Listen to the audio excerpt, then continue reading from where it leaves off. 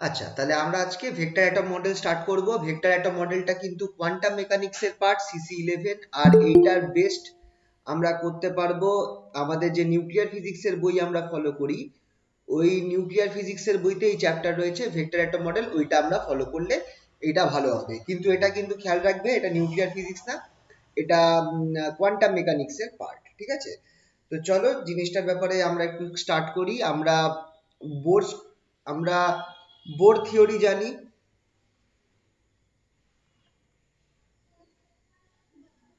Of hydrogen like atom.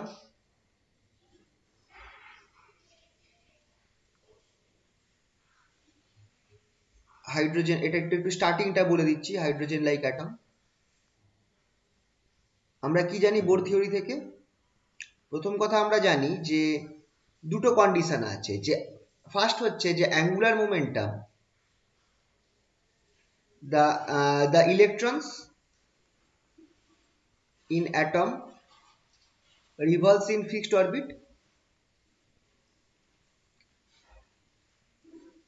orbits in which their angular momentum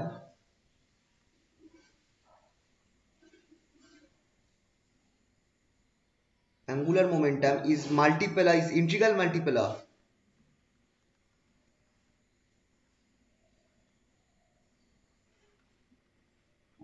of h cut, ঠিক আছে? তো এটা হচ্ছে বোর, এটা দ্যাট ইজ, এটাকে আমরা এভাবে বলতে পারি mvr ইকুয়ালস টু এখানটা আমরা করবো কি ph কাট বলবো, ঠিক আছে? তো সরি, পি না করে দাঁড়াও, p equals to mvr, equals to lh cut, where l is a constant, sorry, where l is an integer।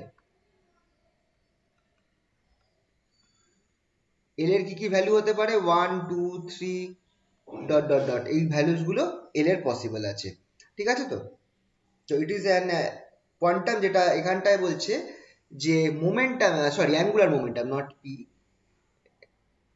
এটা আমার অ্যাঙ্গুলার মোমেন্টাম হবে। অ্যাঙ্গুলার মোমেন্টামটাকে আমি পিএল দিয়ে রিপ্রেজেন্ট করছি, পিএল। অ্যাঙ্গুলার মোমেন্টামটাকে আমি এখানটায় পিএল দিয়ে রিপ্রেজেন্ট করব, ঠিক আছে? খেয়াল রাখবে, পি সাবস্ক্রিপ্ট এল, এটাকে আমরা বলছি angular momentum, not normal momentum, ঠিক আছে? তো আর এলটা হচ্ছে এখানে ইন্টিজার। এই কন্ডিশনটাকে কি বলা হয়? এটাকে বলা হয় Bohr's quantum condition.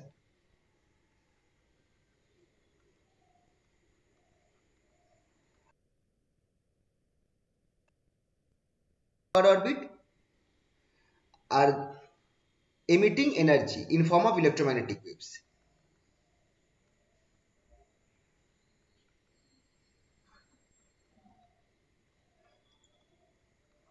Higher orbit to lower orbit, higher orbit से E2 to lower orbit E1, emitting energy in form of radiation,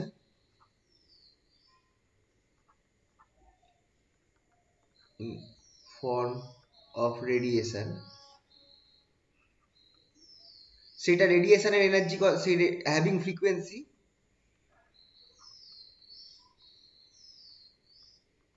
new equals to E2 minus E1 by H cut. এটা হচ্ছে আমার, sorry, E2 minus E1 by H, not H cut, H। এইটা হচ্ছে, এই কন্ডিশনটাকে আমরা কি বলি?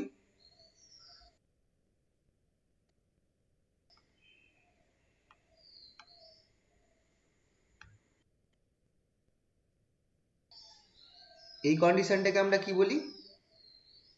Bohr's frequency condition. E2 minus E1 by H, এটাকে আমরা বলি বোরস ফ্রিকোয়েন্সি কন্ডিশন।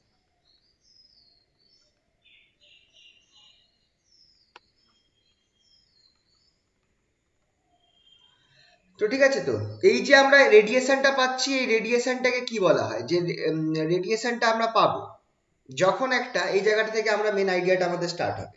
ইলেকট্রন যখন হায়ার অ্যাটম থেকে, হায়ার অরবিট থেকে লোয়ার অরবিটে জাম্প করছে, তখন আমরা যে রেডিয়েশনটা পাবো, একটু পরের পেজে গেলাম, কি হলো আজকে কাজ করছে না কেন? হ্যালো, কানেকশন আছে তো? একটু আওয়াজ দিও তো। হ্যাঁ স্যার। আচ্ছা আচ্ছা, স্যার একটু আবার বলছি বলো। 1 মিনিট, এটা একটু লিখে নিন। হ্যাঁ লেখো, এটা আটকেও গেছে, দাঁড়াও। আহা, দাঁড়াও, হ্যাঁ লিখে নাও।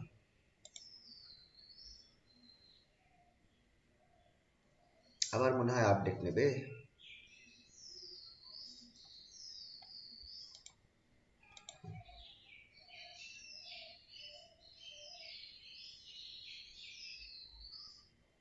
হ্যাঁ স্যার।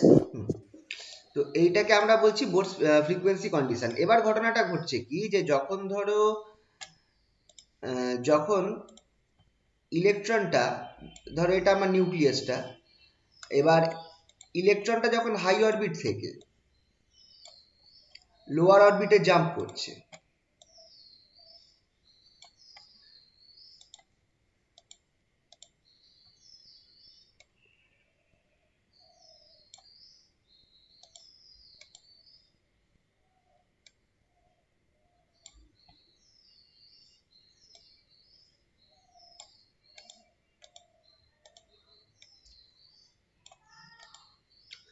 ধরো এখানে আমার ইলেকট্রনটা রয়েছে, কথার কথা বলছি, ইলেকট্রনটা যখন আমার হাই অরবিট থেকে লোয়ার অরবিটে জাম্প করছে, তখন সে কি করছে, সে এনার্জি ছেড়ে দিচ্ছে in form of radiation, H নিয়ে।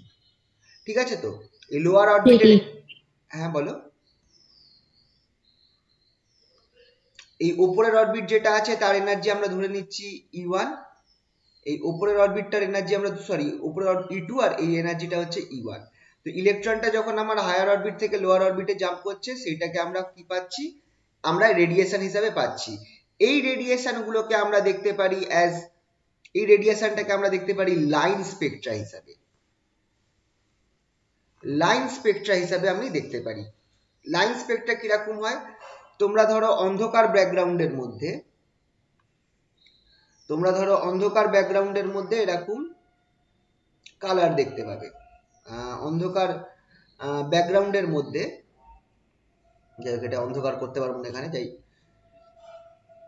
তোমরা ধরো এরকম আলাদা আলাদা কালার দেখতে পাবে। ধরো লাল, লাল কালার, রেড কালারের একটা লাইন দেখলে, তোমাদের একটা পিকচার আমি পরে শেয়ার করব, আমার আই থিঙ্ক আমার কাছে আছে, পরে তোমরা লাইন স্পেকট্রা কি দেখিয়েছো হয়তো, যদি না দেখে থাকো তাহলে আমরা পরে দেখাবো তোমাদের। ধরো একটা লাল কালারের একটা লাইন, লাল থেকে কিছু দূরে,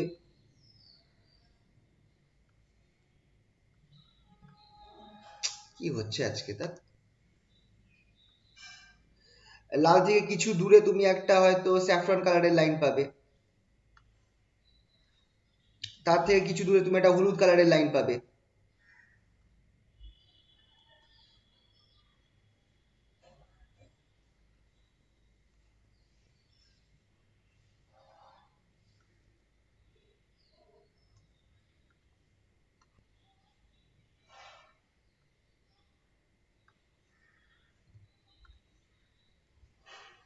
তার থেকে কিছু দূরে তুমি হয়তো একটা গ্রিন কালারের লাইন পাবে। এরকম এগুলোকে আমরা বলি হচ্ছে লাইন স্পেকট্রা, মানে কিছু কিছু দূরে দেখবো অন্ধকার ব্যাকগ্রাউন্ডের মধ্যে।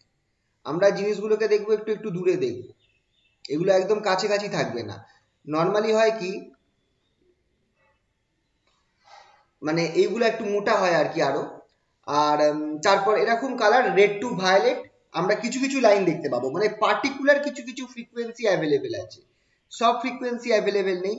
এই রেডের একটা ফ্রিকোয়েন্সি, এই স্যাফরন কালারের একটা ফ্রিকোয়েন্সি, ইয়েলো কালারের একটা ফ্রিকোয়েন্সি, গ্রিন কালারের একটা ফ্রিকোয়েন্সি, পার্টিকুলার কিছু কিছু ফ্রিকোয়েন্সি লাইটই এমিট হচ্ছে, সেই আমরা এটাকে বলছি লাইন স্পেকট্রা। ঠিক আছে, তো এইগুলোকে, আর প্রত্যেক পার্টিকুলার অ্যাটমের জন্য, ধরো একটা পার্টিকুলার অ্যাটম ইউজ করা হচ্ছে, তার জন্য যদি আমি এই লাইন স্পেকট্রা দেখতে যাই, আমি একটা পার্টিকুলার রকমই লাইন স্পেকট্রা পাবো, কারণ ওই অ্যাটমস গুলোর ক্ষেত্রে কিছু নির্দিষ্ট এনার্জি লেভেল আছে।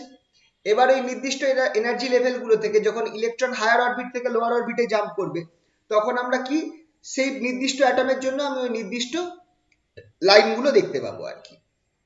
হাইড্রোজেনের জন্য আলাদা হবে, হাইড্রোজেন অ্যাটমের জন্য আলাদা হবে, হিলিয়াম অ্যাটমের জন্য আলাদা হবে, এরকম আলাদা আলাদা অ্যাটমস এর জন্য আলাদা আলাদা টাইপের লাইন স্পেকট্রা দেখা যাবে।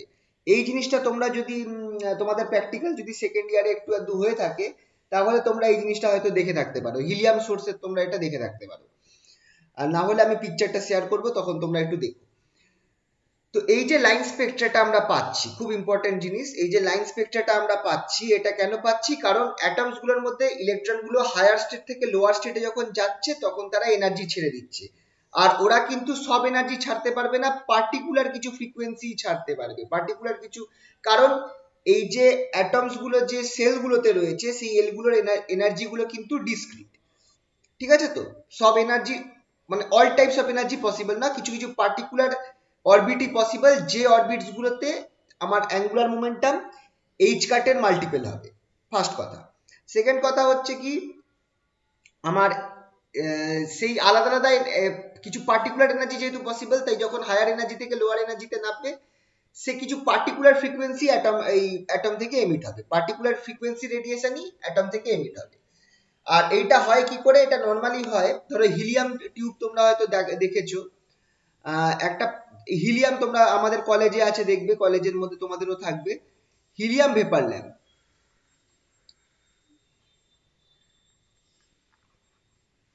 খুব পাতলা একটা এরকম ল্যাম্পের মধ্যে হিলিয়াম গ্যাস ভরা আছে, এখানে খুব হাই ভোল্টেজ অ্যাপ্লাই করা হয়, ওই সোর্স থাকে, সোর্স থেকে খুব high voltage about 4000 volts apply করা হয়, তাতে এটা টিউবলাইটের মতো জ্বলে, খুব পাতলা একটা টিউব, সেটা টিউবলাইট যেরকম সাদা আলোতে জ্বলে সেরকম আলোতে জ্বলে। কিন্তু তফাৎ কি এই আলোটার সাথে নর্মাল টিউবলাইটের আলোতে? তুমি যদি টিউবলাইটের আলোকে প্রিজমের মধ্যে ভেঙে দেখো, একটা প্রিজমের মধ্যে দিয়ে আলোটা পাস করো, তাহলে যদি তুমি এই প্রিজমের মধ্যে দিয়ে এই টিউবলাইটের আলোটাকে দেখো, তাহলে তো নর্মাল টিউবলাইটের আলো যদি দেখো, তুমি কন্টিনিউয়াস স্পেকট্রা পাবে। মানে তোমার লাল লাইট দিয়ে স্টার্ট হয়েছে, সেটা আস্তে আস্তে স্যাফরন হয়েছে, আস্তে আস্তে ইয়েলো হয়েছে, আস্তে আস্তে গ্রিন হয়েছে, মানে কন্টিনিউয়াস কালার গুলো পাবে যদি তোমরা নর্মাল টিউবলাইটের আলোকে কোনো প্রিজম দিয়ে ভেঙে সেটাকে অবজার্ভ করো। কিন্তু যদি এই হিলিয়াম ভেপার ল্যাম্পের তুমি লাইটটাকে যদি প্রিজম দিয়ে ভেঙে অবজার্ভ করো, তখন তোমরা লাইন স্পেকট্রা পাবে। জিনিসটা বুঝতে পারলে? একটু বলো। হ্যালো, একটু আওয়াজ দিও, কানেকশন আছে? হ্যাঁ স্যার। এই ব্যাপারটা বুঝতে পারলে তো, এই লাইন স্পেকট্রার কেসটা? লাইন স্পেকট্রার কেসটা বুঝতে পারলে কিনা সেটা বলো, কেন লাইন স্পেকট্রা দেখা যাচ্ছে সেটা আশা করছি বুঝতে পেরেছো, ঠিক আছে? এবার আমরা আসছি স্পেস কোয়ান্টাইজেশনের কনসেপ্টে।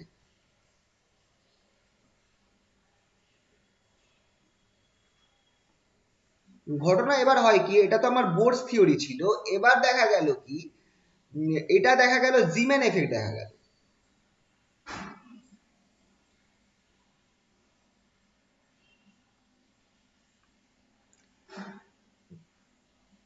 একটা এক্সপেরিমেন্ট করেছিলেন, যেটা that line Spectra of an atom splits, মানে ভেঙে যাবে, split sp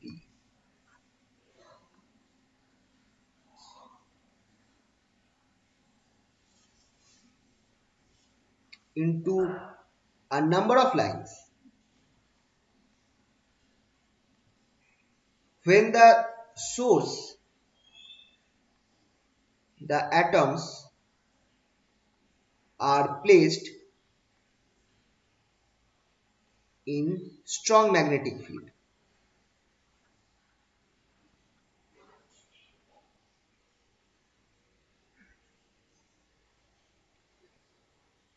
এইটাকে বলা হয় জিম্যান এফেক্ট।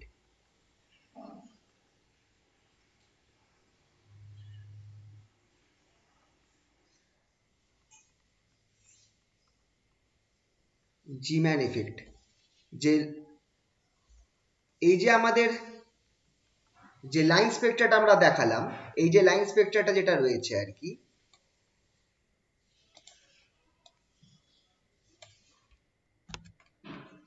হয় কি, যদি এটা আমার উইদাউট ম্যাগনেটিক ফিল্ড, যদি এটা আমার এরকম থাকে,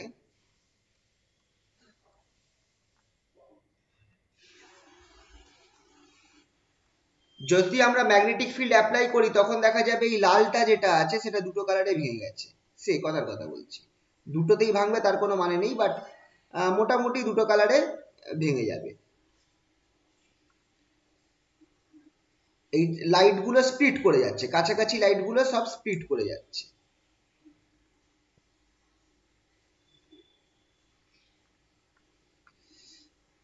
হ্যাঁ, কি হচ্ছে আজকে, এই লাইট গুলো যেগুলো আছে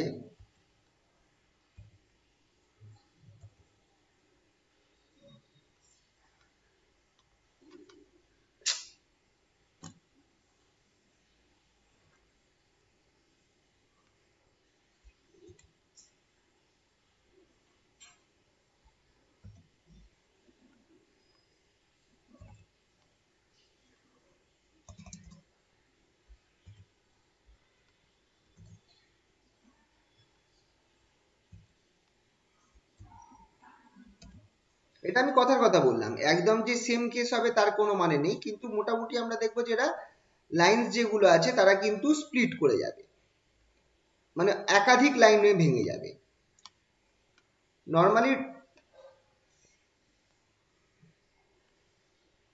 উইথ ম্যাগনেটিক ফিল্ড।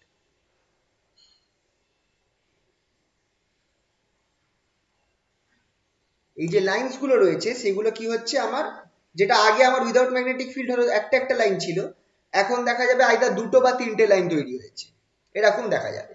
ওই ওই জায়গাগুলোতে একটার জায়গায় দুটো লাইন চলে এসেছে, মানে স্প্লিট হয়ে যাচ্ছে। তো এই স্প্লিটিংটা কেন হচ্ছে, এই জিনিসটা কিন্তু বোরের কন্ডিশন কিন্তু বোর থিওরি কিন্তু এইটাকে এক্সপ্লেন করতে পারেনি। Bohr theory could not explain Zeeman effect. Bohr's theory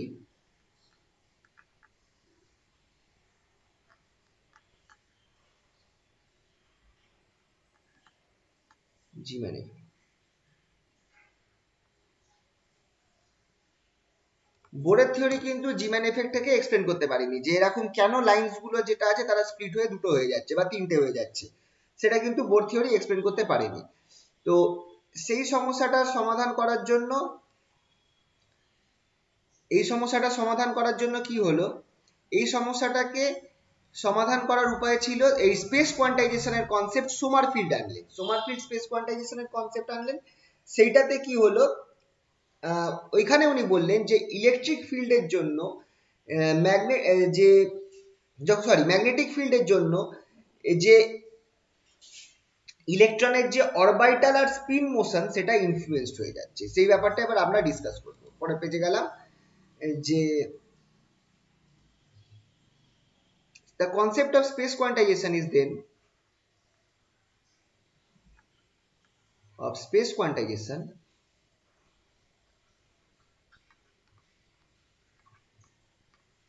is then introduced by Sommerfeld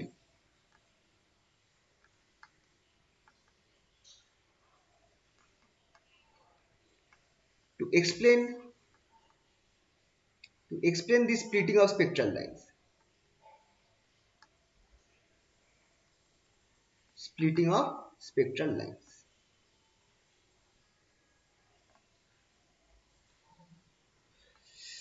ঠিক আছে, তো according to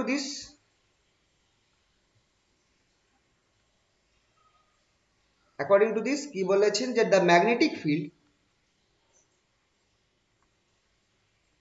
যখন কোনো অ্যাটমস গুলোকে ম্যাগনেটিক ফিল্ডের মধ্যে রাখা হচ্ছে তখন ম্যাগনেটিক ফিল্ড কি করছে, তার অরবাইটাল আর স্পিন মোশনের উপর এফেক্ট করছে। The magnetic field has a directive influence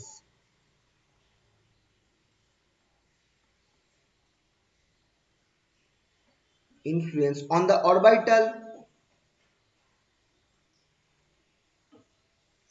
and spin motion of electrons।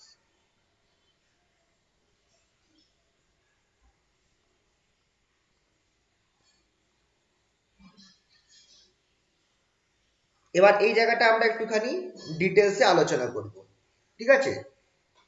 Magnetic field কি করছে, আমার যে ইলেকট্রনের যে অরবাইটাল আর স্পিন মোশন রয়েছে সেটার উপর এফেক্ট করছে। এবার এখানটা একটা ব্যাপার আছে, যে ইলেকট্রন যেগুলো রয়েছে বা ইলেকট্রনসের জন্য, ইলেকট্রনের মোশনের জন্য আমার ইলেকট্রনের মধ্যে কিছু জিনিস আছে, যেমন অ্যাঙ্গুলার মোমেন্টাম আছে, আর সরি নট ইলেকট্রনস বা অ্যাটমস এর ক্ষেত্রে আর একটা ম্যাগনেটিক মোমেন্ট আছে, খেয়াল রাখবে, angular momentum and magnetic moment.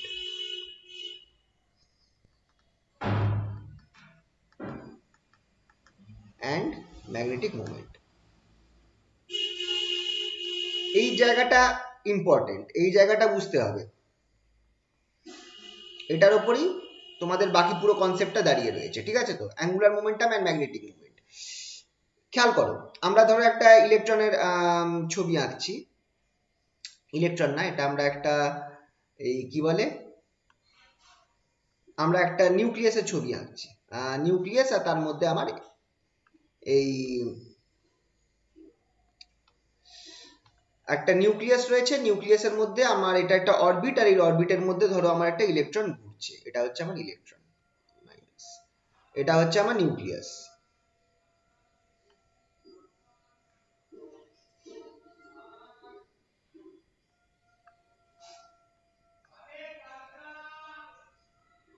এবার তোমরা বলো যে যখন আমার আর আমি ধরে নিচ্ছি যে ইলেকট্রনের মোশনটা হচ্ছে এই দিকে, ইলেকট্রনটা আমার এই দিকে রোটেট করছে।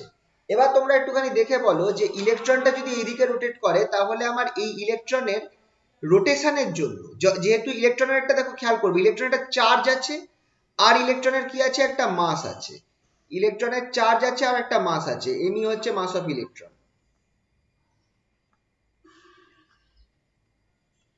তো ইলেকট্রনের আর চার্জ আর মাসের জন্য যখন আর ইলেকট্রন যে রোটেট করছে, আর আমি ধরে নিচ্ছি রেডিয়াস অফ দ্য অরবিট,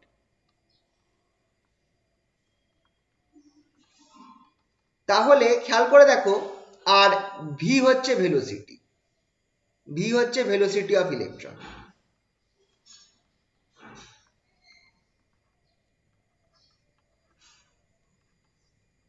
তাহলে এই যে ভি ভেলোসিটি নিয়ে যে মুভ করছে, রোটেট করছে, খেয়াল করে দেখো এইরাম বরাবর আমার একটা অ্যাঙ্গুলার মোমেন্টাম কাজ করবে কিনা, আর এই অ্যাঙ্গুলার মোমেন্টামের ডাইরেকশনটা হবে এই রোটেশনাল মোশনের সেন্টার থেকে, দ্যাট ইজ নিউক্লিয়াস থেকে ওপরের দিকে, আর এইটা আমার right hand thumb rule follow করবে। মানে আমরা বুড়ো আঙুলটা হচ্ছে আমার এই কি বলে, বুড়ো আঙুলটা হচ্ছে আমার এই রোটেশন, যেটা অ্যাঙ্গুলার মোমেন্টামের ডাইরেকশন, আর আমি যদি হাতটাকে এরকম মুঠো করি, রাইট হ্যান্ড থাম্ব রুল, তাহলে আমার তাহলে আমার এইটা এইটা হচ্ছে আমার ডাইরেকশন অফ ভেলোসিটি, এটা যদি আমার ডাইরেকশন অফ ভেলোসিটি হয়, এটা হচ্ছে আমার ডাইরেকশন অফ অ্যাঙ্গুলার মোমেন্টাম। তো তোমরা এইভাবে পিকচারটা আন্দাজ করে দেখো right hand thumb rule use করে, তোমার যদি এইভাবে ঘোরে, ভেলোসিটিটা যদি আমার এই বরাবর থাকে, যে বরাবর আমি পিকচারে দেখিয়েছি, এরকম যদি পিকচার থাকে, তাহলে আমার ওপরের দিকে আমার একটা অ্যাঙ্গুলার মোমেন্টাম কাজ করবে, এখানটায় আমরা অ্যাঙ্গুলার মোমেন্টামটাকে পিএল দিয়ে রিপ্রেজেন্ট করছি, পিএল ভেক্টর, ঠিক আছে? তো অ্যাঙ্গুলার মোমেন্টামটাকে এল না করে পিএল দিয়ে রিপ্রেজেন্ট করছি, এই জায়গাটা বুঝতে পারলে? হ্যাঁ স্যার। ঠিক আছে, angular momentum PL equals to, নিচে লিখে রাখছি, here PL equals to M V, sorry R cross M V actually,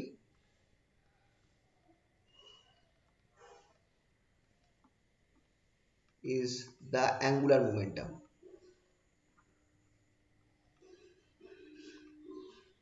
R angular মোমেন্টামটা কোথায় পড়ছে সেটা দেখার বিষয় আছে, অ্যাঙ্গুলার মোমেন্টামটা আমার পড়ছে কিন্তু যে সেন্টারে, মানে নিউক্লিয়াসটা যেখানে আছে সেখানটায় পড়ছে হিসাব মতো দেখতে গেলে, আর এটা আমি একটা ওয়ান ইলেকট্রন অরবিট আমরা ধরেছি, ঠিক আছে? তো আচ্ছা, এটা পিএল, এটাকে এল না করে পিএল করে দিচ্ছি, অ্যাঙ্গুলার মোমেন্টাম। নেক্সট কি আছে দেখো, এবার ইলেকট্রনটা যে রোটেট করছে, তাহলে আমার উল্টো দিকে, যদি আমার এই দিকে ইলেকট্রনটা রোটেট করে, তাহলে খেয়াল করে দেখো আমার এই দিকে ইলেকট্রন যেদিকে রোটেট করছে তার উল্টো দিকে একটা কারেন্ট ফ্লো করবে কি করবে না? হ্যাঁ স্যার। উল্টো দিকে কারেন্ট ফ্লো করবে। এবার এই কারেন্ট যদি আমার এন খানে, যদি ফ্রিকোয়েন্সি অফ রোটেশন, এই জায়গাটা একটা ভাবার বিষয় আছে, যে ফ্রিকোয়েন্সি অফ রোটেশন, আচ্ছা, a current flows in the direction opposite to the motion of electron, right? Opposite to the motion of electron.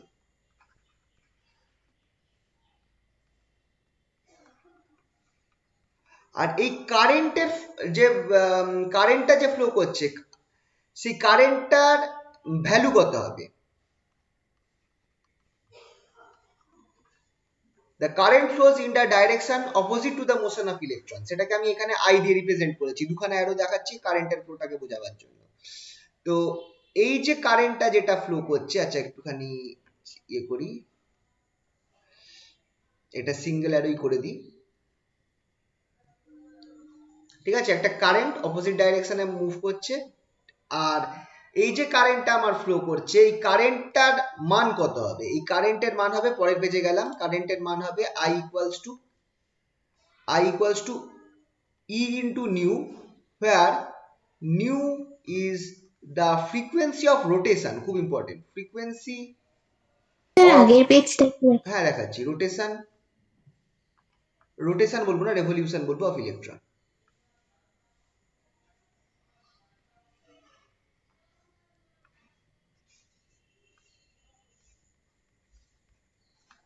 Revolution of electron, এটা কিন্তু আমাদের নর্মাল ইলেকট্রিসিটি ম্যাগনেটিজমে পড়া জিনিস, যে যদি একটা চার্জ একটা সার্কেলের মধ্যে রোটেট করে উইথ ফ্রিকোয়েন্সি নিউ, তাহলে সেই চার্জ ইনটু নিউ হয়ে যাবে আমার কারেন্ট, চার্জ ইনটু নিউ হয়ে যাবে আমার কারেন্ট। এটা কিন্তু আমাদের ইলেকট্রিসিটি ম্যাগনেটিজমে পড়া জিনিস, ঠিক আছে? তো যে যদি আমার একটা চার্জ রোটেট করে তাহলে একটা সার্কুলার লুপে, তাহলে আর চার্জের রোটেশনটা যদি আমার নিউ হয় বা এন হয়, তাহলে ওই ফ্রিকোয়েন্সি ইনটু চার্জ আমাকে কারেন্ট দেবে। এইটা ফর্মুলা আমরা ইলেকট্রিসিটি ম্যাগনেটিজমে পড়েছিলাম, এটা মাথায় রাখবে। তাহলে এবার আমাকে বলো যে যদি আমার, তাহলে তাহলে আমার এখানটায় এই অ্যাটমটার অরবিটটা কিসের মতো বিহেভ করছে? একটা কারেন্ট ক্যারিং লুপের মতো বিহেভ করছে, হ্যাঁ কি না? তাহলে আমার যে এইটা রয়েছে, এটা আমার একটা কারেন্ট ক্যারিং লুপের মতো বিহেভ করছে, যদি আমরা সেভাবে দেখি।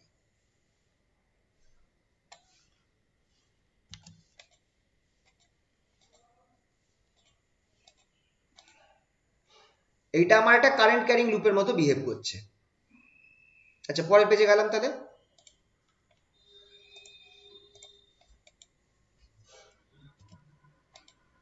তাহলে হবে কি,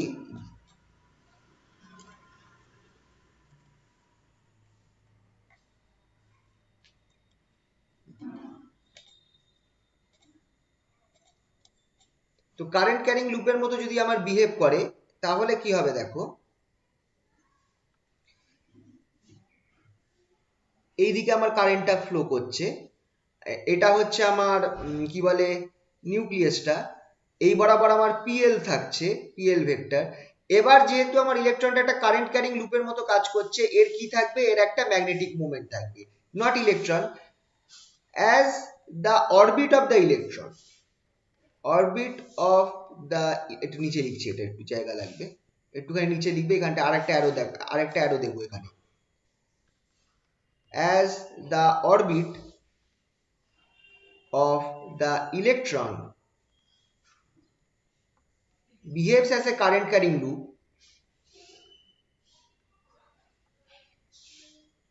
current carrying loop, এই জিনিসটার কিছু একটা থাকবে, এই ইলেকট্রন এইটার কিছু একটা থাকবে, it, the loop behaves as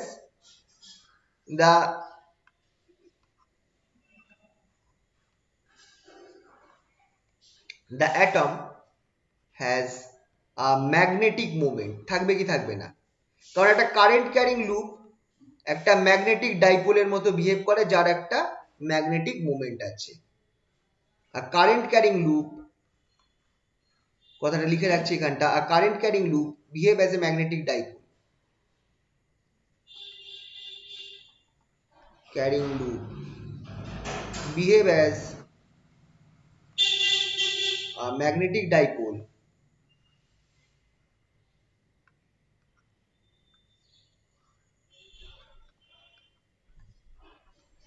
having a magnetic moment.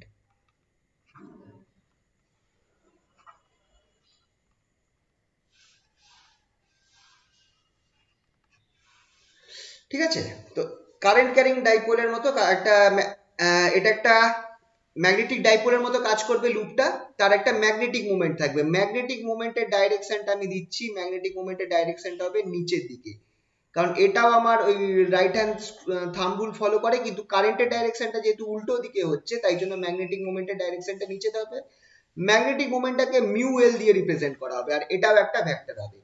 Magnetic moment এখানে আমি লিখে রাখছি mu L. Mu L, mu এলটা কি? Mu L is given by, এখানে লিখছি mu L is given by current into A, where A is the area. এটা হচ্ছে এরিয়া আর এটা হচ্ছে কারেন্ট। এবার তাহলে খেয়াল করে দেখো এরিয়াটা আমার কি আছে, কারেন্টটা কত? কারেন্টটা হচ্ছে ই ইন্টু নিউ, আর এরিয়াটা কত? পাই আর স্কোয়ার, রাইট? তাহলে ই নিউ পাই আর স্কোয়ার, এটা হচ্ছে আমার ম্যাগনেটিক মোমেন্ট। যদি আমরা গুণ করে দিই, যদি আমরা এখানটা আরেকটা কাজ করতে পারি, নিউ এর জায়গায় আমরা এখানটা অ্যাঙ্গুলার ফ্রিকোয়েন্সি নিয়ে আসতে পারি, তাহলে ওমেগা, তাহলে আমাকে ওপর নিচে 2 পাই দিয়ে গুণ করতে হবে, তাহলে আমাকে ওমেগা আর স্কোয়ার বাই 2 পাই, এটা হচ্ছে ফর্মুলা। সরি 2 নট পাই, পাই পাই কেটে যাবে, ওমেগা আর স্কোয়ার বাই 2, ওমেগাটা হচ্ছে অ্যাঙ্গুলার ফ্রিকোয়েন্সি। এটা হচ্ছে আমার নিউয়েল এর ফর্মুলা। ঠিক আছে, তো তাহলে আমরা কি পেলাম দেখে রাখো, আমরা পেলাম যে এই যে আমাদের অ্যাটমটা রয়েছে, এই অ্যাটমের উপরের দিকে আমার কি কাজ করছে? আমার ম্যাগনেটিক মোমেন্ট, সরি, আমার অ্যাঙ্গুলার মোমেন্টাম কাজ করছে ইলেকট্রনের রোটেশনের জন্য।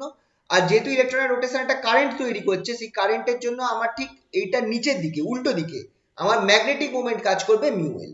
ঠিক আছে, তো এবার এই যে খেয়াল রাখবে মিউএলটা কি? মিউএলটা হচ্ছে current into area, normal formula. এটাই হচ্ছে কোনো একটা কারেন্ট ক্যারিং লুপের যে ম্যাগনেটিক মোমেন্ট জেনারেট হয় তার ফর্মুলা, কারেন্ট ইনটু এরিয়া। এবার কারেন্ট কত? কারেন্ট হচ্ছে মিউ ইনটু ই। মিউটা কি? Frequency of rotation of the electron, তাই এখানটা মিউ করে দিয়েছি।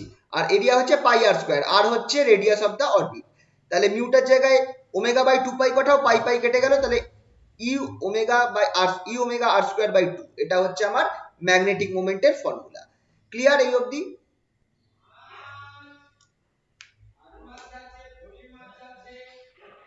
এবার কেস, এবার কেসটা হচ্ছে কি, এই যে আমার তাহলে আমরা একটা অ্যাটম যার মধ্যে একটা ইলেকট্রন রিভলভ করছে, তার দুটো জিনিস পেলাম, একটা অ্যাঙ্গুলার মোমেন্টাম পাচ্ছি আর একটা ম্যাগনেটিক মোমেন্ট পাচ্ছি।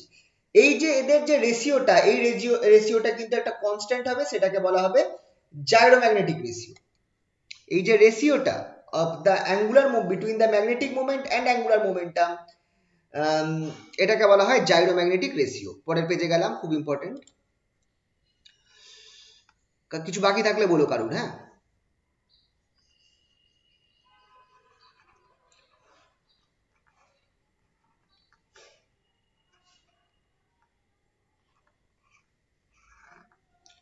সেটা হচ্ছে কি, the ratio between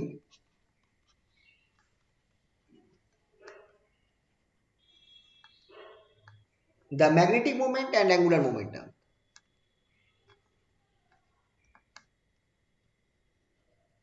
And angular momentum.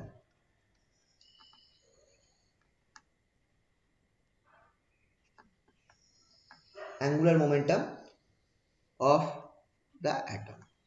Atom বলছি কারণ এই এটা অ্যাটমেরই হয়ে যাচ্ছে, ইলেকট্রনের মোশনের জন্য অ্যাটমেরই হয়ে যাচ্ছে। মিউএল বাই পিএল, সেটা আমাকে কি দিচ্ছে? মিউএলটা কি বেরিয়েছিল?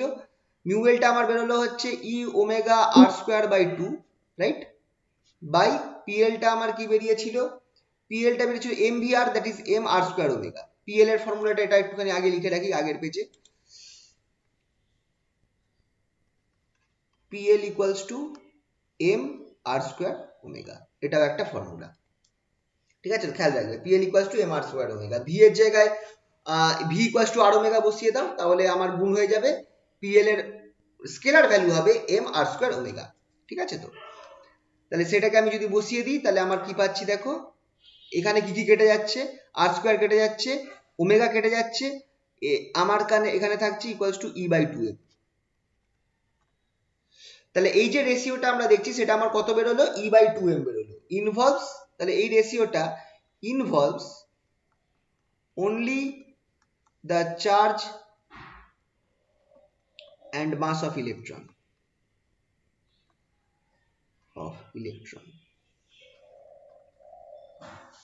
আচ্ছা, এখানটা আমি মনে হয় ইলেকট্রনের মাসটাকে আমি ইয়ে করেছিলাম, কোথায় গেল, ইলেকট্রনের মাসটাকে আমি এম ই করেছিলাম, এটাকে এম করে দিচ্ছি। ইলেকট্রনের মাসটাকে আমি জাস্ট শুধু এম করে দিলাম, ঠিক আছে, সব জায়গায় এম লিখছি তো, তাহলে এমই থাকুক।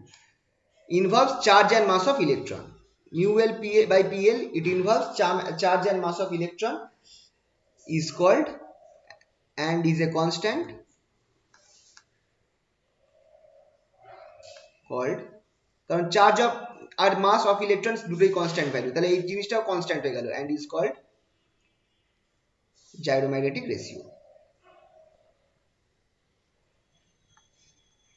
প্রশ্ন আছে what is gyromagnetic ratio।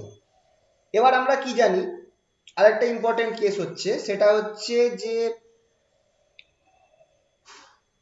as angular momentum is conserved,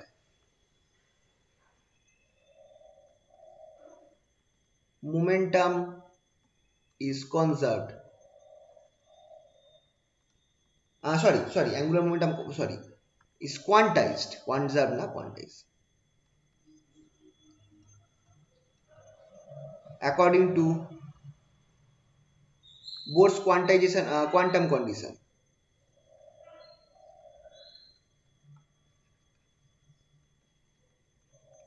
Bohr's quantum condition.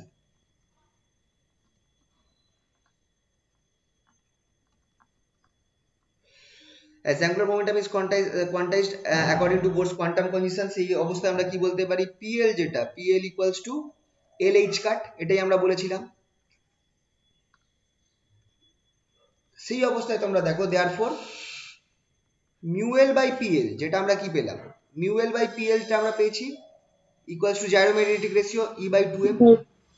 এলটা পিএলটাকে উঠিয়ে দাও, মিউ এলটা কি পাওয়া যাচ্ছে দেখো, mu L equals to E by two M into PL, এখানে পিএল এর মানটা বসিয়ে দাও, equals to E by two M L H cut, ঠিক আছে। এটাকে যদি আমি একটুখানি গুছিয়ে লিখি, তাহলে আমি মিউ এলটাকে এইভাবে লিখতে পারবো, mu L equals to E H cut by two M L, or equals to h cut এর ভ্যালু যদি বসিয়ে দাও E H by 4 pi M into এল।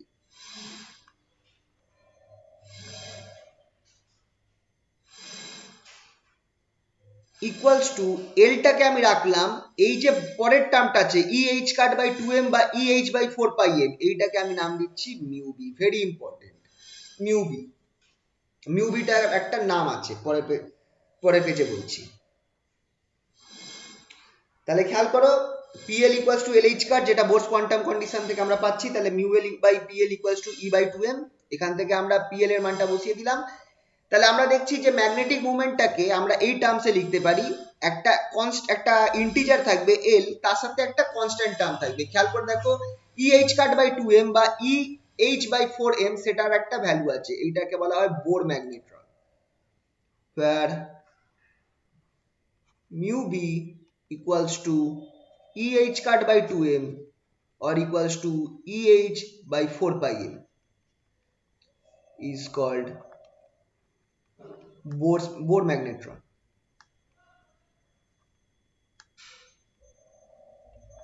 তো এটা কোশ্চেন আছে, হোয়াট ইজ বোর ম্যাগনেট্রন।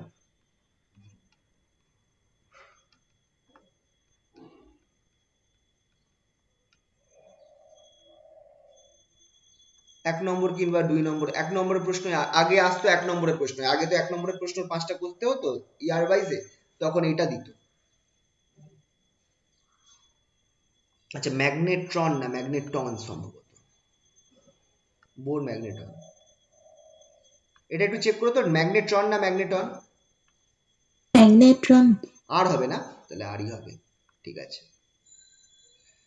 তো এটা কিন্তু এক নম্বরের প্রশ্ন আগে আসতো, তো এইটা যদি দেয় তাহলে তোমাদের এখান থেকে লিখতে হবে ম্যাগনেটিক জাইরোম্যাগনেটিক রেশিওর এই কেসটা থেকে, একটুখানি দেখিয়ে দিলে ভালো হয়, শুধু মিউ বির ভ্যালুটা লিখে দিলে আই থিঙ্ক ঠিক হবে না, ঠিক আছে। তো তাহলে বোর ম্যাগনেটন হচ্ছে basic units of magnetic moment, Bohr magneton is the basic unit. আর হয় না, ম্যাগনেটন হয় এটা। ম্যাগনেটন হয় না, যাই হোক, আচ্ছা একবার চেক করো একবার বইতে, ম্যাগনেটন ম্যাগনেট্রন। টনই হবে, ঠিক আছে, বোর ম্যাগনেটন।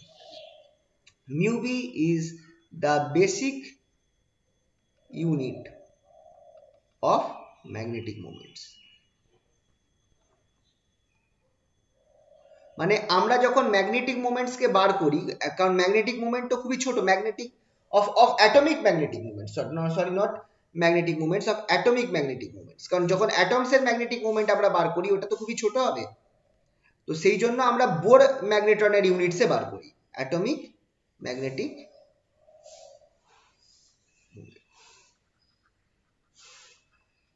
তার বেসিক ইউনিট হচ্ছে বোর ম্যাগনেট্রনটা মিউ বি। ঠিক আছে, ফর্মুলাটা মাথায় রাখবে আর জিনিসটা কিভাবে এলো সেটা মাথায় রাখবে। আচ্ছা, সিমিলারলি স্পিন অ্যাঙ্গুলার মোমেন্টামের spin angular momentum spin magnetic মোমেন্টের সাথে রিলেটেড। স্পিন, এবার an electron has a spin magnetic moment, spin angular momentum. এই স্পিনটা কিন্তু অ্যাকচুয়াল স্পিন নয়, কিন্তু একটা এরকম ম্যাগনেটিক মোমেন্ট ধরা হচ্ছে যে ইলেকট্রনের রয়েছে। Spin angular momentum and corresponding spin magnetic moment, corresponding spin magnetic moment.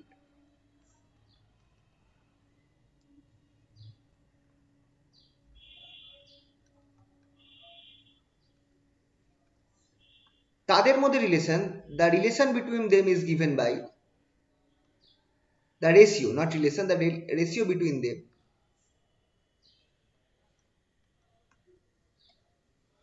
mu s by mu l.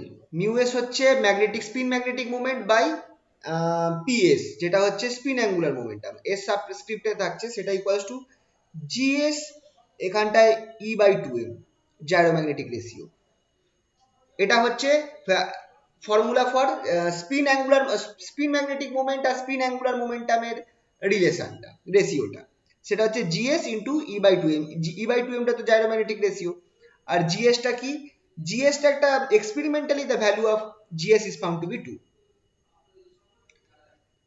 The value of GS, G subscript S is found to be 2 experimentally.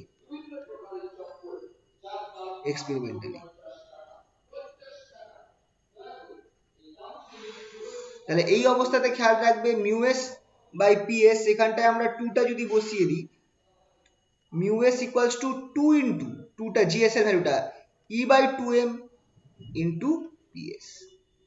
ঠিক আছে, এটা খেয়াল রাখবে, 2 into E by 2m into PS.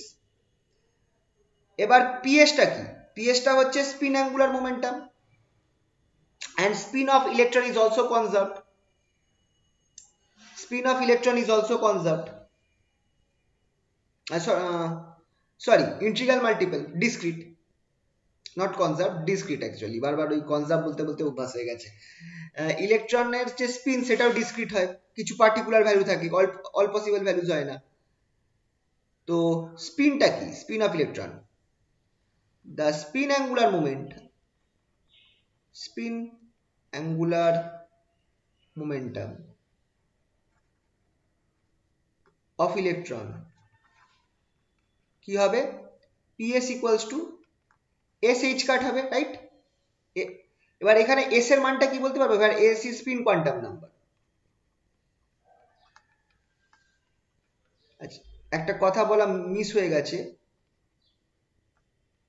এই যে আগে আমরা লিখলাম না এল এর ভ্যালুটা লিখলাম না, একটুখানি আগের পেজে যাচ্ছি, যেখানটায় আমরা পি এর মানটা লিখেছি, এই কোথায় গেল, এই যে এল is an integer, L equals to 1 2 3, এটাকে বলা হয় অরবিটাল কোয়ান্টাম নাম্বার, এটা জানো তো, এইটাকে বলা হয় orbital or angular momentum quantum number.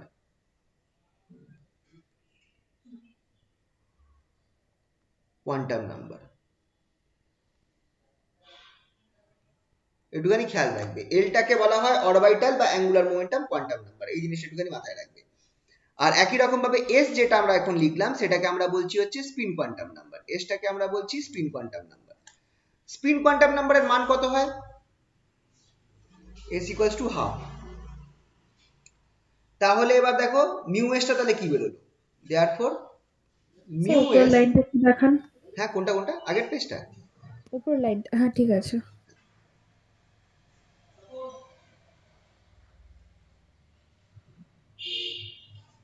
Mu S হচ্ছে 2 into E to the power, sorry 2 into E by two M, E by two M.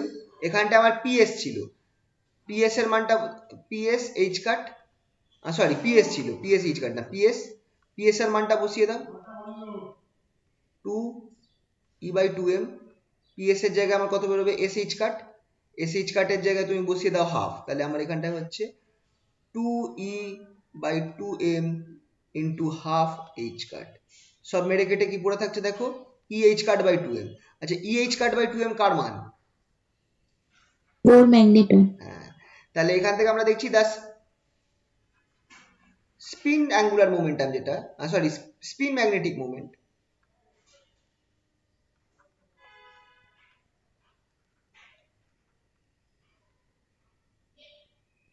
Is equal to Bohr magneton.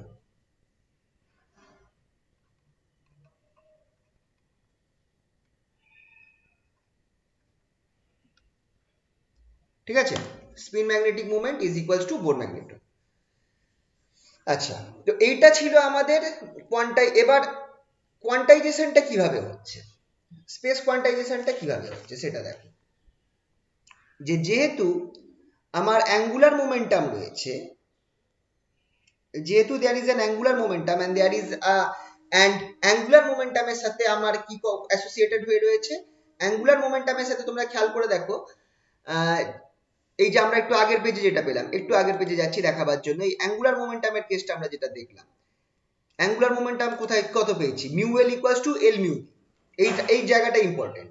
আমরা কি পেয়েছি, যে অ্যাঙ্গুলার ম্যাগনেটিক মোমেন্ট সেটা হচ্ছে আমার L mu B. আর এই mu L যেটা আছে ম্যাগনেটিক মোমেন্ট, সেটা কার সাথে অ্যাসোসিয়েটেড, সেটা অ্যাসোসিয়েটেড হচ্ছে আমার অ্যাঙ্গুলার মোমেন্টামের সাথে অ্যাসোসিয়েটেড। দেখো এই একটা অরবিট কিন্তু উল্টো দিকে কাজ করবে, অ্যাঙ্গুলার কিন্তু এই অ্যাঙ্গুলার মোমেন্টামের সাথে এটা অ্যাসোসিয়েটেড। ঠিক আছে, তো পিএল আর মিউ এল এটা খেয়াল রাখতে হবে। তাহলে এবার আমরা স্পেস কোয়ান্টাইজেশনের আইডিয়াটাতে আসছি। এতক্ষণ তো আমরা জাস্ট বেসিক মানে জিনিসগুলো বললাম, এবার আমরা অ্যাকচুয়াল স্পেস কোয়ান্টাইজেশনের কনসেপ্টে আসছি।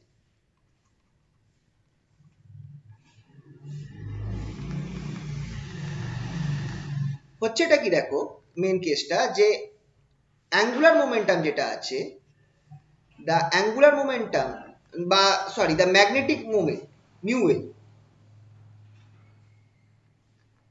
Magnetic moment mu L is associated with the angular momentum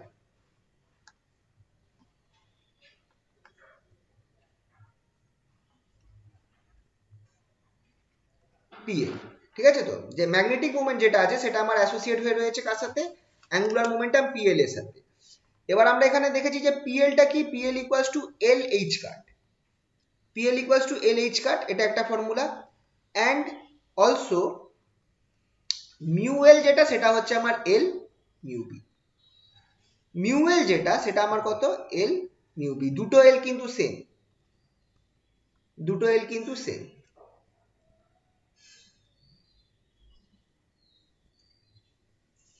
PL equals to LH cut আর mu L equals to L mu B।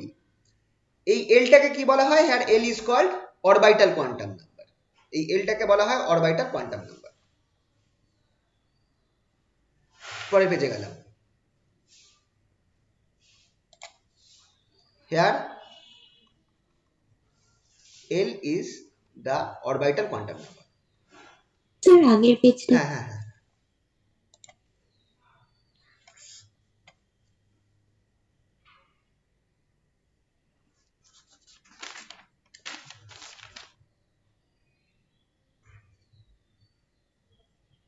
হ্যাঁ স্যার। আচ্ছা, এই জিনিসটা important, mu L equals to L mu.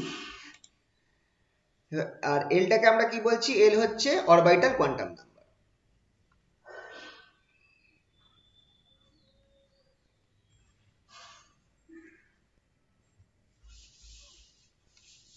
এবার ঘটনাটা কি হচ্ছে যে ইন আ ম্যাগনেটিক ফিল্ড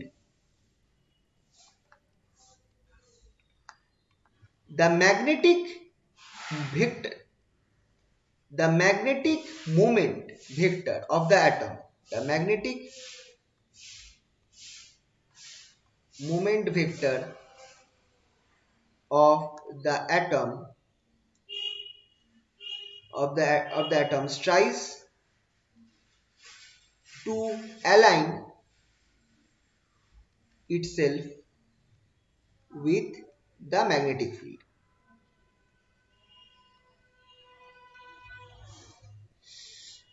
যখন আমরা ম্যাগনেটিক ফিল্ডটা দিচ্ছি, যখন কোনো ম্যাগনেটিক ফিল্ড নেই তখন কিন্তু ম্যাগনেটিক মুভমেন্ট গুলো কিন্তু খেয়াল করবে, ম্যাগনেটিক মুভমেন্ট যেটা রয়েছে বা মোমেন্টটা কি করছে, সেটা ম্যাগনেটিক ফিল্ডের সাথে অ্যালাইন হওয়ার চেষ্টা করছে। তার ফলে হচ্ছে কি, ধরো আমরা কথার কথা বলছি যে এটা হয়তো আমার এই এটা হচ্ছে ধরো আমার অ্যাটমটা, এটা হচ্ছে ধরো আমার অ্যাটমটা, এক সেকেন্ড, ধরো এটা হচ্ছে আমার অ্যাটমটার আর এই বরাবর আমি ধরে নিচ্ছি আমার মিউটা, এই মিউ এলটা আমার এই বরাবর কাজ করছে,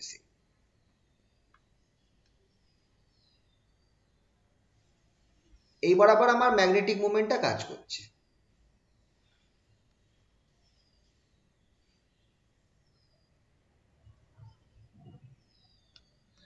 মিউ এলটা কাজ করছে।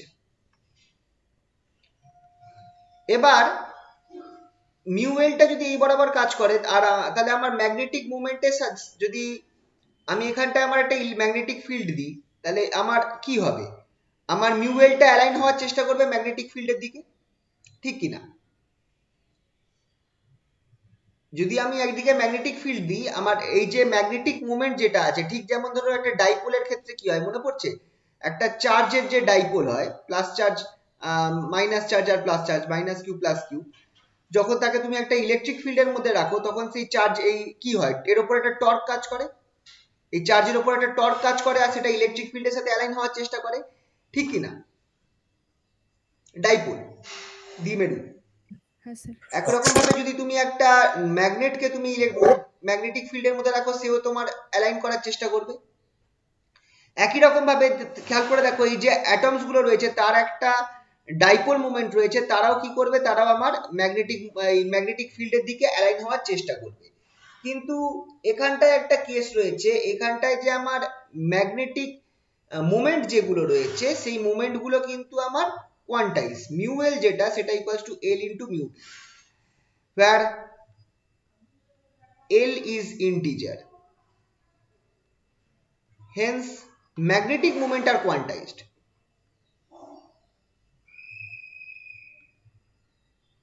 Moments are quantized. Atomic magnetic moments, obviously. মানে সব ভ্যালু পসিবল নয়, কিন্তু কিছু কিছু পার্টিকুলার ভ্যালু যারা বোর ম্যাগনেটনের মাল্টিপল হবে, এটা বুঝতে পারছো তো, বোর ম্যাগনেটনের মাল্টিপল হবে, মানে 1 into Bohr magneton, 2 into Bohr magneton. এবার এরকম করে যদি আমার এল এর মান ধরো এরকম ভাবে যদি আমার এল এর মান 3 হয়, কথার কথা বলছি, তাহলে ওই অবস্থাতে আমার যে ধরো কথার কথা বলছি যে এই বরাবর আমি ম্যাগনেটিক ফিল্ডটা আমার অ্যাপ্লাই হচ্ছে, জিনিসটা জাস্ট বোঝার চেষ্টা করে, এই বরাবর আমার ম্যাগনেটিক ফিল্ডটা অ্যাপ্লাই হচ্ছে, এটা আমার ম্যাগনেটিক ফিল্ডটা। এই ম্যাগনেটিক ফিল্ডটা অ্যাপ্লাই হওয়ার জন্য হবে কি, আমার যে অ্যাটমটা রয়েছে, যে অ্যাটমের যে কথার কথা আমি এখানটায় আমি অ্যাটমের পিএলটা দেখাচ্ছি, অ্যাকচুয়ালি তো যেটা ম্যাগনেটিক মোমেন্টটা তো উল্টো দিকে থাকছে, সেটা আমার চেষ্টা করবে অ্যালাইন হওয়ার জন্য, সেটা আমার চেষ্টা করবে ম্যাগনেটিক ফিল্ডের সাথে অ্যালাইন হওয়ার জন্য, কিন্তু সবাই অ্যালাইন হতে পারবে না। যদি আমার ঠিক আছে, সবাই আমার অ্যালাইন হতে পারবে না, মিউ এলটা ধরো আমার এই দিকে রয়েছে, কেউ যদি আমার এই পার্টটা জিরো হয়, সবাই কিন্তু অ্যালাইন হতে পারবে না। যদি আমার ম্যাগনেটিক এই কি বলে মোমেন্ট যদি না থাকে, বা কথার কথা বলছি, মানে এল ইকুয়ালস টু, মানে কি বলবো, দাঁড়াও, এইভাবে বলাটা ঠিক হচ্ছে না, এই জায়গাটা একটু গন্ডগোল হচ্ছে।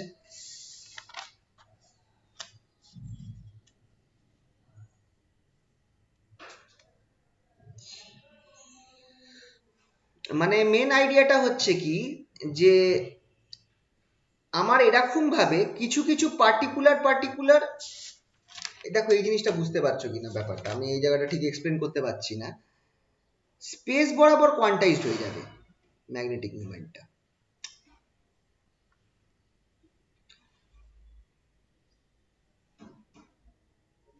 Depending upon the value.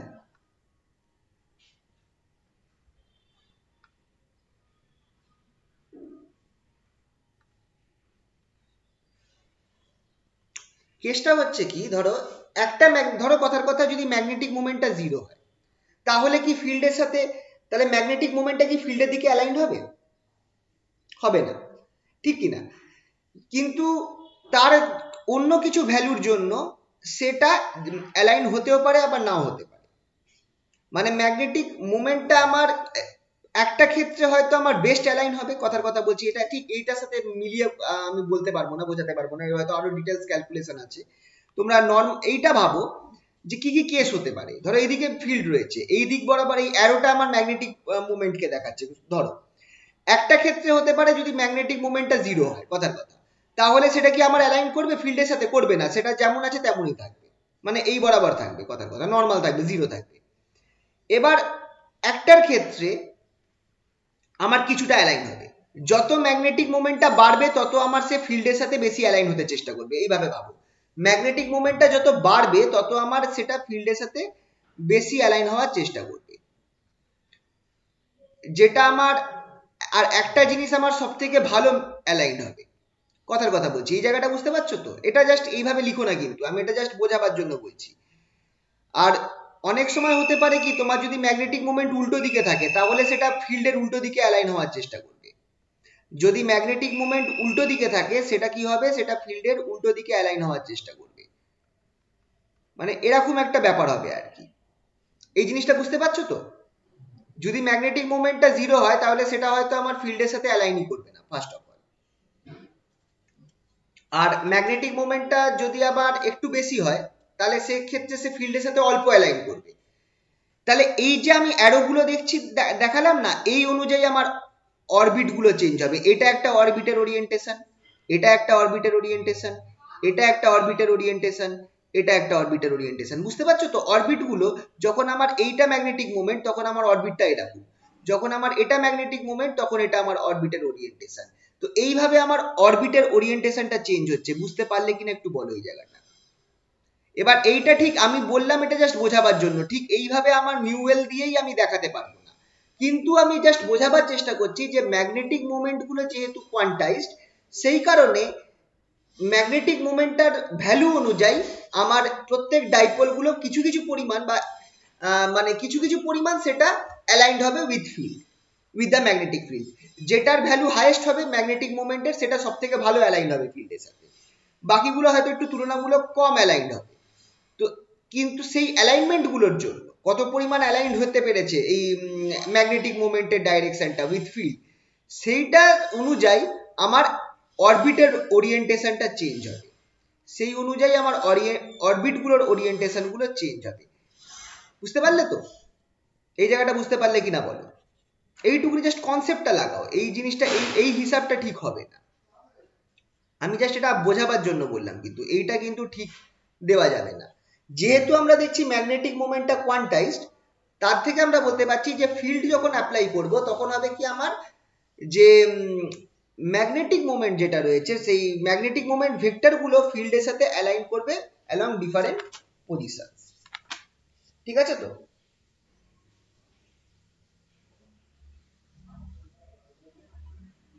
তো এই জন্য হলো কি, এখানটায় করা গেল কি, একটা নতুন কোয়ান্টাম নাম্বার অ্যাসাইন করা হলো। ঠিক আছে, সেটাকে আমরা একটুখানি বলে দিচ্ছি ম্যাগনেটিক কোয়ান্টাম নাম্বার।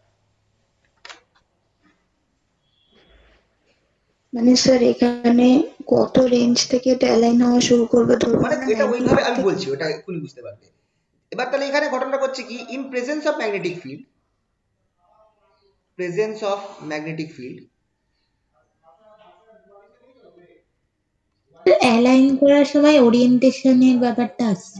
হ্যাঁ, মানে যখন পারফেক্টলি অ্যালাইন হয়ে গেল তখন ওরিয়েন্টেশনটা এরকম হলো, মানে এটা হচ্ছে অরবিটের এরকম থাকছে। আর যখন অ্যালাইন্ড নেই তখন অরবিটটা এরকম রয়েছে। বুঝতে পারলে তো? তাহলে অরবিট গুলো দেখো, স্পেসের মধ্যে অরবিটটা আলাদা আলাদা ভাবে থাকতে পারে, এটা বুঝতে পারছো তো? হ্যাঁ স্যার। তো সেই অরবিটটা কিরাম আছে সেটা আমি কি করে বুঝবো? সেটা বুঝবো আমি এই ডাইপোল মোমেন্টটা দেখি, ম্যাগনেটিক মোমেন্টটা দেখি, ডাইপোল মোমেন্টটা। তো in presence of magnetic field আমার কি হচ্ছে, the magnet in the presence of the orbit, the orientation of orbit changes, of the orbit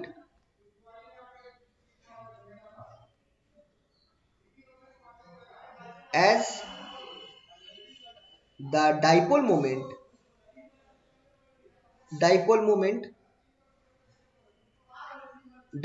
হচ্ছে এখানে magnetic dipole moment aligns itself with the field, tries to align itself with the field,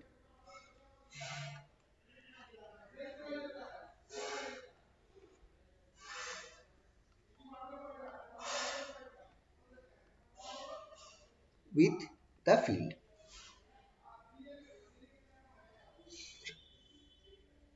tries to align with the field.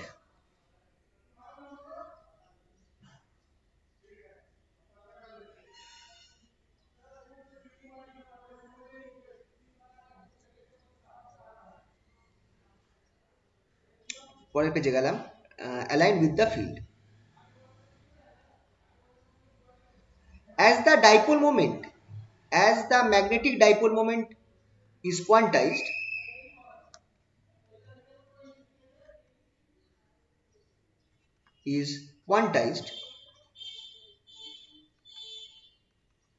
সেটা হচ্ছে এই ফর্মুলাটা mu L equals to L mu B,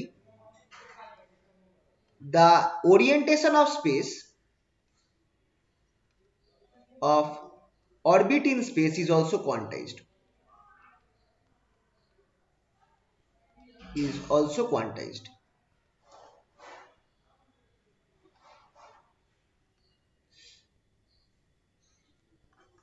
to observe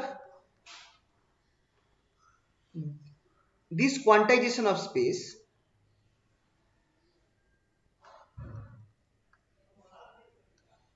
this quantization of space কি introduce করা হচ্ছে, another quantum number,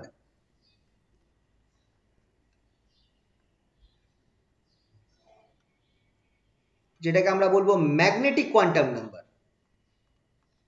এটা পড়েছো তো কেমিস্ট্রিতে, ম্যাগনেটিক কোয়ান্টাম নাম্বার? হ্যাঁ sir. magnetic quantum number ml is introduced,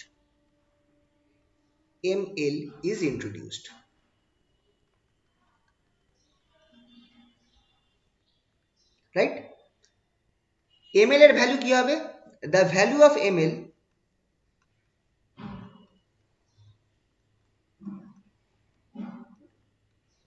goes from minus L to L to plus L, taking 0 in it.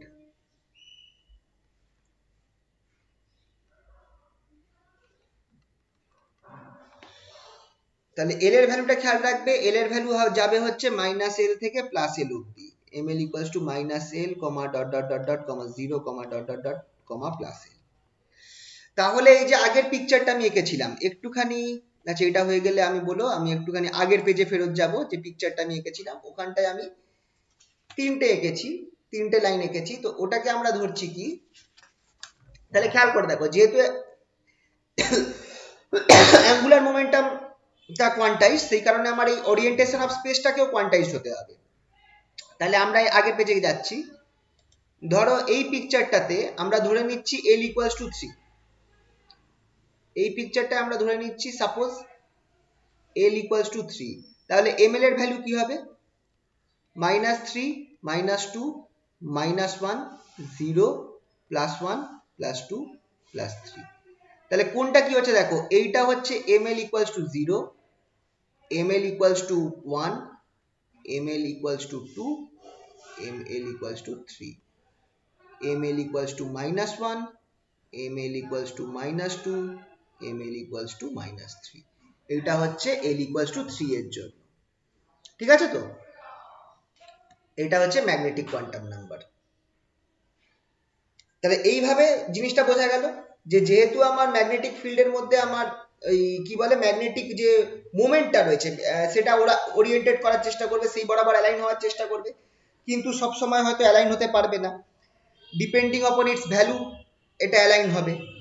সেই অবস্থাতে আমরা বলতে পারছি যে তার ম্যাগনেটিক ফিল্ডের সাথে আলাদা আলাদা ডাইরেকশনে মানে কি বলে ম্যাগনেটিক ভেক্টর গুলো, ম্যাগনেটিক ডাইপোল মোমেন্ট ভেক্টর গুলো অ্যালাইন হয়ে থাকবে সবাই।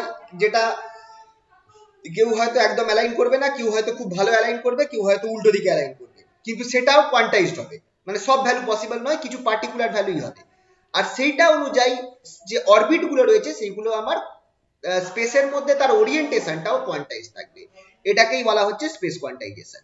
জিনিসটা বোঝা গেল? জিনিসটা বুঝতে পারলে তো? বলো। স্যার লাস্ট যে লাইনটা বললেন ওটা একটু বলুন আরেকবার। কোনটা কোনটা কোনটা? লাস্টে repeat করুন। এইটা না না, লাস্টে আপনি বলবেন না। বললাম যেটা সেটা বললাম কি যে যে আরেকবার এখানটা দেখিয়ে দিচ্ছি যে ধরো আমার এইটা হচ্ছে আমার ম্যাগনেটিক মোমেন্টটা, আর এই বরাবর আমার ফিল্ড রয়েছে, তো ম্যাগনেটিক মোমেন্টটা কি হবে, উপরে উঠবার চেষ্টা করবে কিনা, ফিল্ডের সাথে অ্যালাইন হওয়ার চেষ্টা করবে কিনা। হ্যাঁ এবার যদি আমার খুব ভালো অ্যালাইন হয় তাহলে আমার ম্যাগনেটিক মোমেন্টটা কি, ধরো এটা ফিল্ড রয়েছে, খুব ভালো অ্যালাইন হলে কিরাম হবে, আমার ম্যাগনেটিক মোমেন্টটা একদম বেস্ট উঠে যাবে, তখন আমার হ্যাঁ অরবিটটা এরম হয়ে যাবে। কিন্তু যদি খুব ভালো আমার যদি মানটা খুব বেশি না থাকে, এই মিউএল এর মানটা যদি খুব বেশি না থাকে, তাহলে হয়তো খুব ভালো অ্যালাইন হতে পারবে না, অল্প অ্যালাইন হবে, তখন আমার অরবিটটা এরকম হবে, বেঁকা হবে, ঠিক কিনা। স্পেসের মধ্যে দেখো অরবিটের আলাদা আলাদা ওরিয়েন্টেশন আছে, কোনো অরবিট এরম আছে, কোনো অরবিট এরকম আছে, কোনো অরবিট এরকম আছে। এই জায়গাটা বুঝতে পারলে? মানে সে ভালো অ্যালাইন হবে মানে এল এর ভ্যালুটা অনেক বেশি আসবে, তাই একদম তো? একদম একই মিউএল আর বি একই দিকে থাকছে, যদি যত বেশি হবে, এটা কথার কথা বলছি, আমরা বলছি যে সবগুলো হয়তো বেস্ট অ্যালাইন নাও হতে পারে, যখন আমার মিউএল এর ভ্যালুটা ম্যাক্সিমাম হবে কথার কথা, তখন সেটা ভালো অ্যালাইন করতে পারে, কিন্তু যদি মিউএল এর ভ্যালুটা 0 থাকে তখন সে হয়তো অ্যালাইন করবে না। আর মিউএল এর ভ্যালু কথার কথা বলছি যে যখন ম্যাক্সিমাম আর 0 থেকে কম থাকবে তখন হয়তো অ্যালাইন করবে, এটা একটা কথার কথা বলছি। এবার মিউএল তো কোয়ান্টাইজড, মিউএল এর তো সব ভ্যালু পসিবল নয়, ঠিক কিনা। মিউএল এর তো সব ভ্যালু পসিবল নয়, মিউএল এর তো পার্টিকুলার কিছু কিছু ভ্যালু পসিবল, হ্যাঁ মিউ হ্যাঁ B, 2 mu B, 3 mu B, এরকম ভ্যালু পসিবল। তাহলে এখান থেকেই আমরা দেখতে পাচ্ছি যে আমার অল পসিবল ভ্যালুস কিন্তু থাকছে না। আচ্ছা, এল এর ভ্যালু কিন্তু 0 হতে পারে, সেটা আমি লিখিনি, ভুল করলাম। এল এর ভ্যালু এসটাই 0 কে রিপ্রেজেন্ট করে, উপরে যে আমি করে কোথায় এলটা লিখলাম না, এল এর ভ্যালু কিন্তু 0 হতে পারে, এন এর ভ্যালু 1 থেকে হয়, কিন্তু এল এর ভ্যালু কিন্তু 0 হতে পারে, 0 1 2 3 ডট ডট ডট, একটু কারেকশন করে নিই প্রথম পেজটায়, এল এর ভ্যালু কিন্তু 0 হতে পারে, 0 থাকতে পারে, ঠিক আছে তো। জিনিসটা এবার বুঝতে পারলে তো? তাহলে এইখানে আমি বলছি যে যদি আমার ধরো ম্যাগনেটিক মোমেন্ট 0 আছে, কথার কথা বলছি, তাহলে সে অ্যালাইন করবেই না, কিন্তু যদি ম্যাক্সিমাম থাকে ম্যাগনেটিক মোমেন্টটা তাহলে বেস্ট অ্যালাইন করবে। আবার যদি উল্টো দিকে ম্যাগনেটিক মোমেন্টটা থাকে ভেক্টরটা, তাহলে আমার উল্টো দিকে অ্যালাইন করবে, এরকম ব্যাপার হয়ে যাচ্ছে আর কি। এটাই আমি বলতে চাইছি যে এবার যেহেতু আমার ম্যাগনেটিক মোমেন্টটা কোয়ান্টাইজড, তাই জন্য আমার কি হয়ে যাচ্ছে, এই স্পেসে যে কিরকম ওরিয়েন্টেশন হবে এই এই এই অরবিট গুলোর, সেটাও কোয়ান্টাইজ, মানে সব পসিবল অরবিট হবে না, মানে তুমি যদি সম্পূর্ণ এটাকে রোটেট করে ভাবো, যতগুলো এই অরবিটটা যেটা আছে এটাকে তুমি কিরাম ভাবে রোটেট করাতে পারো, সেই সব পসিবল রোটেশন পসিবল নয়, সব রোটেশন গুলো পসিবল নয়। কিছু কিছু পার্টিকুলার রোটেশন পসিবল, মানে এই অ্যারো গুলো কিছু কিছু পার্টিকুলার ডাইরেকশনে থাকবে। বুঝতে পারলে তো? হ্যাঁ স্যার। সেটাই আমাদের এইখানে ছবিটায় দেখানো হয়েছে স্পেস কোয়ান্টাইজেশনটায়, এই পিকচারটায়। দেখো এই অ্যারো গুলোর এই পার্টিকুলার কটা ডাইরেকশনই হবে, এর মাঝখানে কোনো অ্যারো থাকবে না, এদের মাঝখানে কোনো অ্যারো থাকবে না, এখানে কোনো অ্যারো থাকবে না, বা এখানে কোনো অ্যারো থাকবে না। বুঝতে পারলে তো? হ্যাঁ স্যার। এটাই হচ্ছে স্পেস কোয়ান্টাইজেশনকে রিপ্রেজেন্ট করছে। আচ্ছা, ম্যাগনেটিক কোয়ান্টাম নাম্বার হয়ে গেছে। আর direction of orbital angular momentum, the direction of orbital angular momentum orbital angular momentum TL,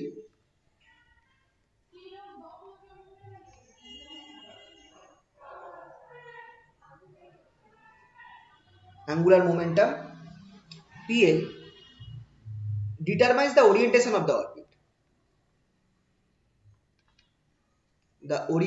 orbit, in space of orbit in space.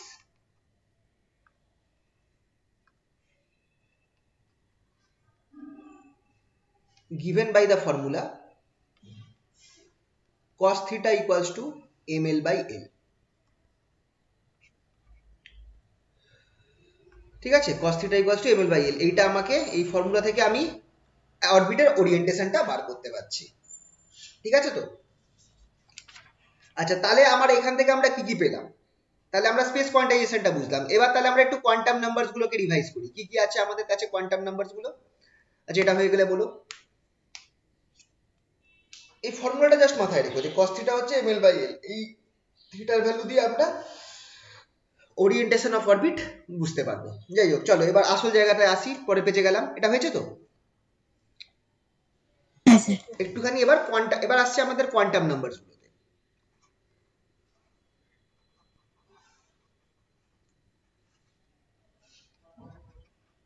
Quantum numbers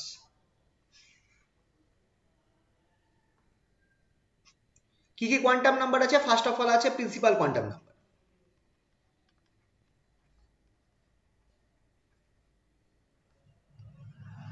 principal quantum number কি represent করছে? এটা আমার energy N, এর value কি কি হতে পারে? N এর ভ্যালু হতে পারে 1 2 3 ডট ডট ডট। ঠিক আছে তো?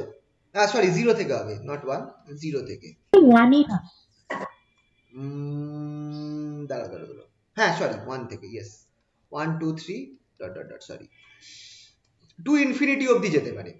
ঠিক আছে, ইট রিপ্রেজেন্টস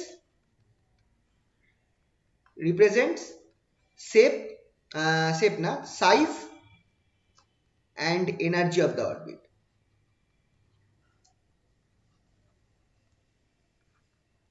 যেটা আমরা কেমিস্ট্রিতে ছোটবেলায় পড়েছিলাম। প্রিন্সিপাল কোয়ান্টাম নাম্বার সাইজ আর এনার্জি অফ দ্য অরবিটকে রিপ্রেজেন্ট করে। আর কেন এটা আসছে? প্রিন্সিপাল কোয়ান্টাম নাম্বার কি কারণে আসছে? ইট অ্যারাইজেস, কামস না বলে বলবো, ইট অ্যারাইজেস মানে from the quantisation of energy.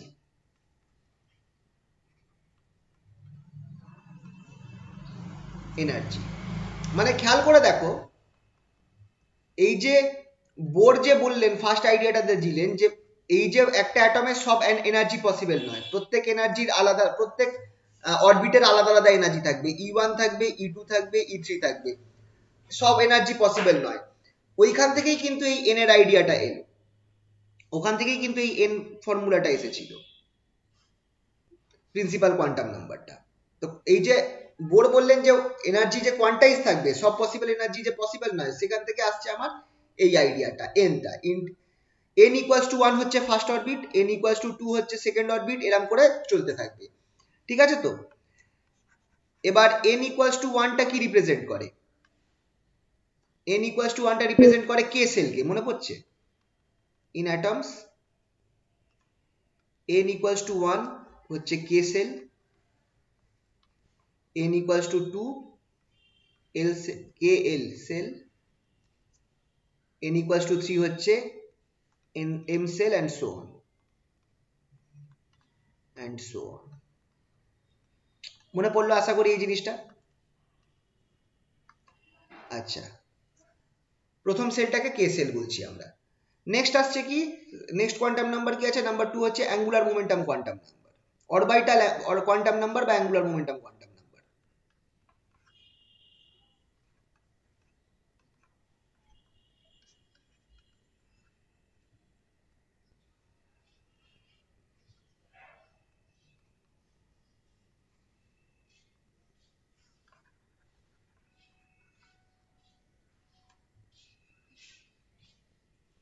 এটা কোথা থেকে আসছে,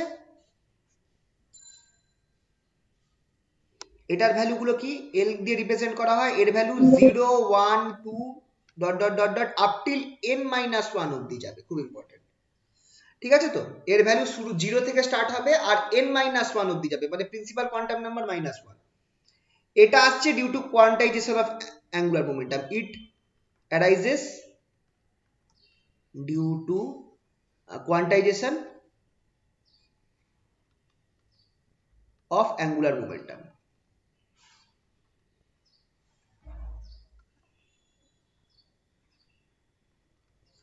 আর কি, আর কি জানি আমরা এটার ব্যাপারে,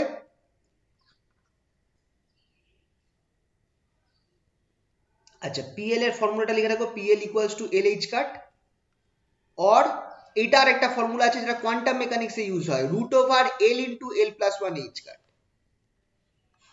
ইন কোয়ান্টাম মেকানিক্স। এই ফর্মুলাটা যেটা আছে সেইটা আমরা কোয়ান্টাম মেকানিক্সে ইউজ করি, শুধু এল না লিখে, কোনো কোয়ান্টাম নাম্বারকে শুধু এল কে না লিখে root over L into L plus one এই ফর্মেটে লেখা হয়।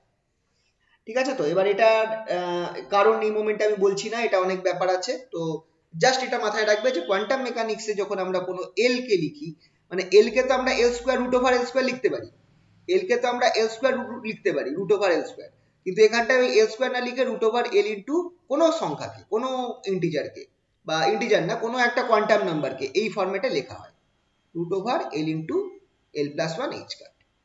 এই ফর্মুলাটা মাথায় রাখবে,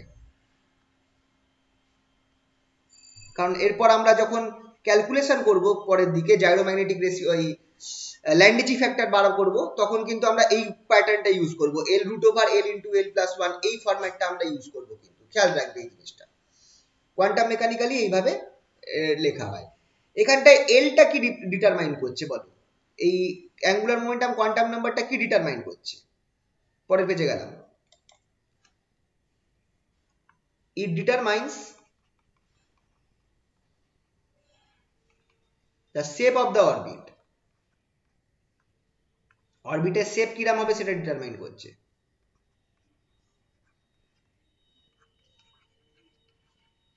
আচ্ছা একটুখানি মনে করে নিই কেমিস্ট্রি আইডিয়া অনুযায়ী এল এর ভ্যালু গুলো 0 1 2 3 4, S P D F H subshells, G, G না, এসপিডিএফ জি, 4 হ্যাঁ এফ জি হবে, sorry, S P D F G subshells, এগুলো সাবসেলস কে রিপ্রেজেন্ট করে, তোমার মাথায় রাখবে। ঠিক আছে, নেক্সট আছে কি, নেক্সট থার্ড কোয়ান্টাম নাম্বার হচ্ছে স্পিন কোয়ান্টাম নাম্বার।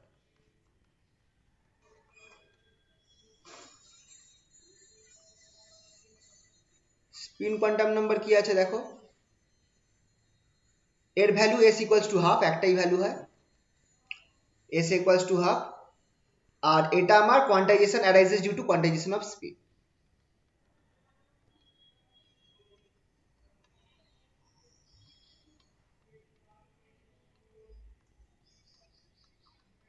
এবার কেসটা হচ্ছে অনেক সময় এস কেই আমরা, আরেকটা কেস আছে ম্যাগনেটিক স্পিন কোয়ান্টাম নাম্বার একটা ধরা হয়, ম্যাগনেটিক স্পিন কোয়ান্টাম নাম্বার,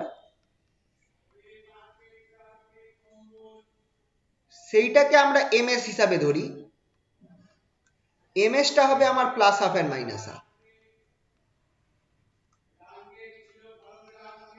ঠিক আছে, একটা হয় ম্যাগনেটিক স্পিন কোয়ান্টাম নাম্বার যেটার ভ্যালুটা প্লাস হাফ আর মাইনাস হাফ হয় এই ওরিয়েন্টেশন অনুযায়ী, মানে spin up and spin down, spin up আর এটা হচ্ছে স্পিন ডাউন,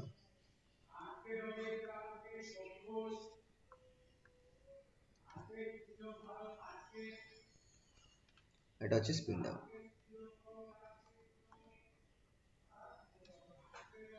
ঠিক আছে, ম্যাগনেটিক এবার অনেক সময় আমরা কিন্তু স্পিন কোয়ান্টাম নাম্বারটাকেই অনেক সময় ম্যাগনেটিক স্পিনের জায়গায় লেখা হতো।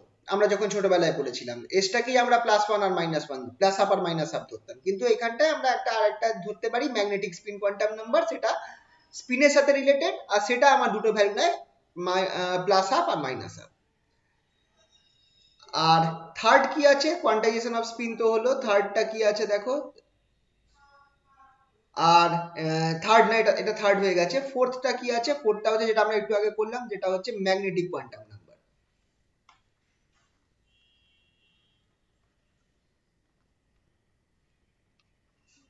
এমএল, এমএল এর ভ্যালু কি হয়, -L থেকে ... .0 টু +L, এই অবধি ম্যাগনেটিক স্পিন কোয়ান্টাম নাম্বারের ভ্যালুগুলো থাকে। ওকে, ম্যাগনেটিক স্পিন কোয়ান্টাম নাম্বারের ব্যাপারে ডিটেলস আমি সব বলেছি। এটা কিসের জন্য অ্যারাইজ হচ্ছে, due to quantisation of space, of ওরিয়েন্টেশনও বলা যেতে পারে, অফ অরবিট। ঠিক আছে, তো এটা হলো আমার তিনখানা কোয়ান্টাম নাম্বার। এছাড়া আরেকটা কোয়ান্টাম নাম্বার আমরা পরে ইন্ট্রোডিউস করছি, এটা এই অবধি হয়ে গেলে বলো, এই অবধি হয়ে গেলে বলো।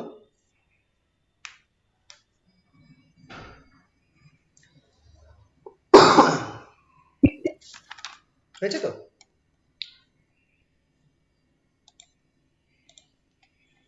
তাহলে এরপর আমরা আরেকটা কোয়ান্টাম নাম্বার ইন্ট্রোডিউস করছি, যেটাকে আমরা বলবো total angular momentum quantum number.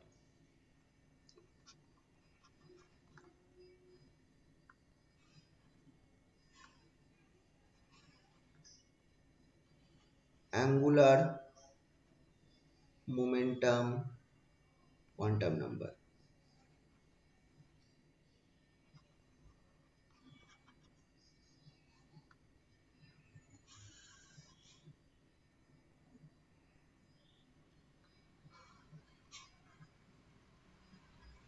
Total angular momentum quantum নাম্বারটাকে রিপ্রেজেন্ট করা হয় জে দিয়ে, J equals to L plus S.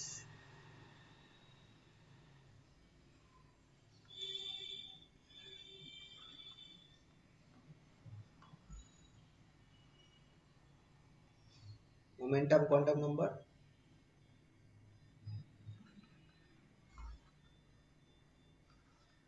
এটা হচ্ছে আমার অরবিটাল কোয়ান্টাম নাম্বার, আর এটা হচ্ছে spin quantum number.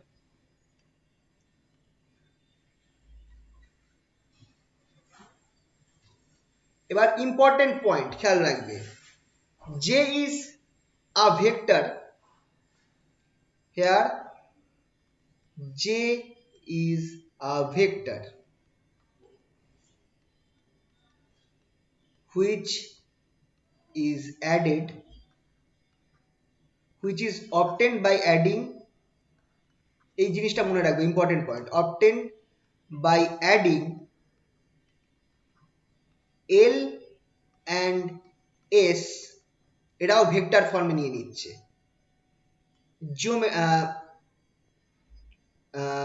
by vector addition, by vector addition.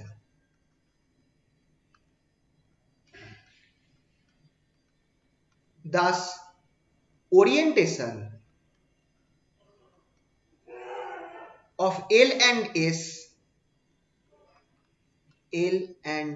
S is also considered. Further,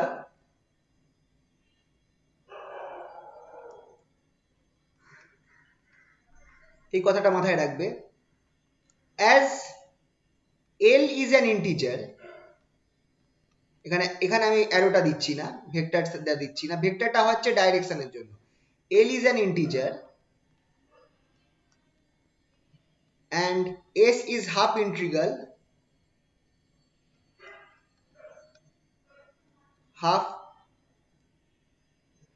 S is half integer, half integral বলা যেতে পারে।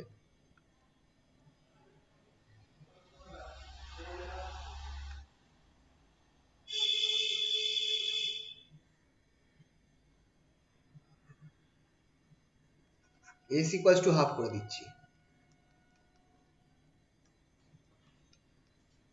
value of j will be j equals to l plus half comma l minus half, দুটো value হতে পারে, j এর value হতে পারে l plus half and l minus half। এখানে একটা ইম্পর্টেন্ট পয়েন্ট বলে দিচ্ছি, also l and s are added to itself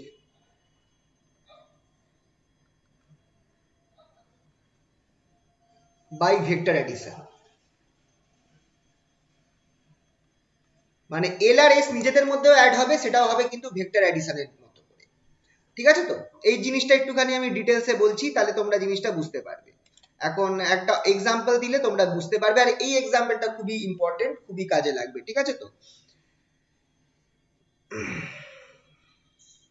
তো j এর দুটো ভ্যালু হতে পারে ডিপেন্ডিং আপন s এর ভ্যালু, l প্লাস হাফ হতে পারে, আবার l মাইনাস হাফও হতে পারে। ঠিক আছে, তো খেয়াল রাখবে। আর l আর s যেটা আছে তারাও নিজেদের মধ্যে যদি অ্যাডিশন হয়, মানে l এর সাথে l এর অ্যাডিশন আর s এর সাথে s এর অ্যাডিশন, তখন কিন্তু আমার কি হয়ে যাবে, তখন আমার তাদের অ্যাডিশনটাও কিন্তু ভেক্টরিক্যাল অ্যাডিশন হবে। এবার ভেক্টর অ্যাডিশনের মানে কি? ভেক্টর অ্যাডিশন মানে হচ্ছে যে দুখানা ভ্যালু যোগ হবে। কিরম ভাবে হবে সেটা আমি বলছি, পরের পেজে গেলাম। এই জায়গাটা একটুখানি বুঝবে, l and s are added by itself to itself by vector addition। তার মানে কি হচ্ছে দেখো, এখানে আমি এক্সাম্পল দিয়ে দিচ্ছি। এক্সাম্পল ধরো পরের পেজে গেলাম, এই জায়গাটা একটুখানি ভালো করে বুঝবে তোমরা, এই জায়গাটা কাজে লাগবে। Suppose l vector equals to l1 vector plus l2 vector. ঠিক আছে, দুটো আলাদা আলাদা, এটা হচ্ছে two different angular momentum quantum number, orbital quantum number. Hello, connection আছে? একটু আওয়াজ দিও তো।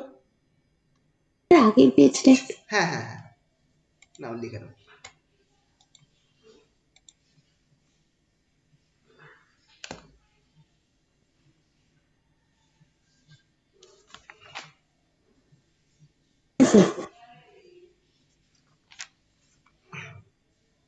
তাহলে এবার হচ্ছে কি,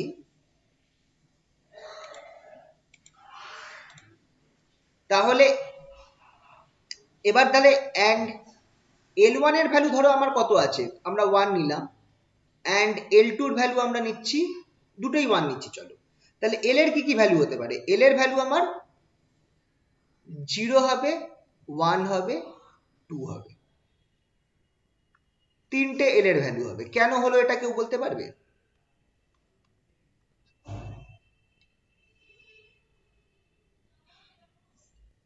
যদি l1 আর l2 অপোজিটলি ডাইরেক্টেড হয়, তাহলে দুজনকে যোগ করলে কি পাবে বলো?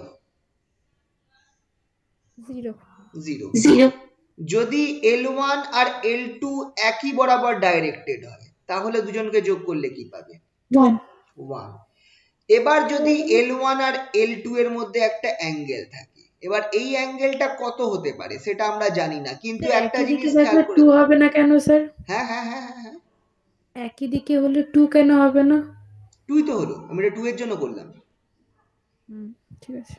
এটা 2 এর জন্য, এটা 0 এর জন্য। 1টা এবার করছি, যদি আমার দুজনের মধ্যে একটা অ্যাঙ্গেল থাকে,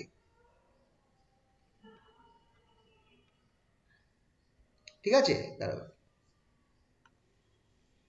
l এর ভ্যালু এটা হচ্ছে 0 এর জন্য, এটা হচ্ছে 1 এর জন্য, আর এটা হচ্ছে 2 এর জন্য।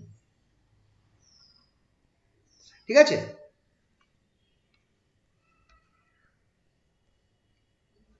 এবার অ্যাঙ্গেল দেখো, যাই অ্যাঙ্গেল থাকুক না কেন, এর ভ্যালু তো ইন্টিজারই হবে। এল এর ভ্যালু কি ইন্টিজার ছাড়া আলাদা কিছু হবে?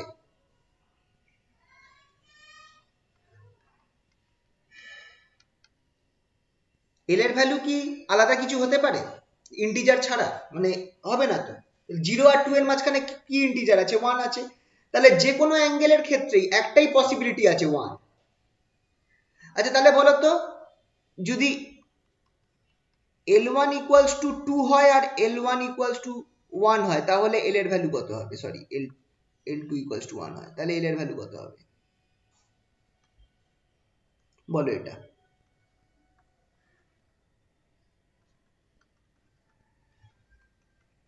Zero one two three. জিরোটা হবে না, 1 2 3 হবে। কেন? যদি L1 আর L2 অপোজিটলি ডাইরেক্টেড হয়, L1 আর L2 যদি অপোজিটলি ডাইরেক্টেড হয়, তাহলে আমার কত হচ্ছে? 2 মাইনাস 1 1 হবে, রাইট?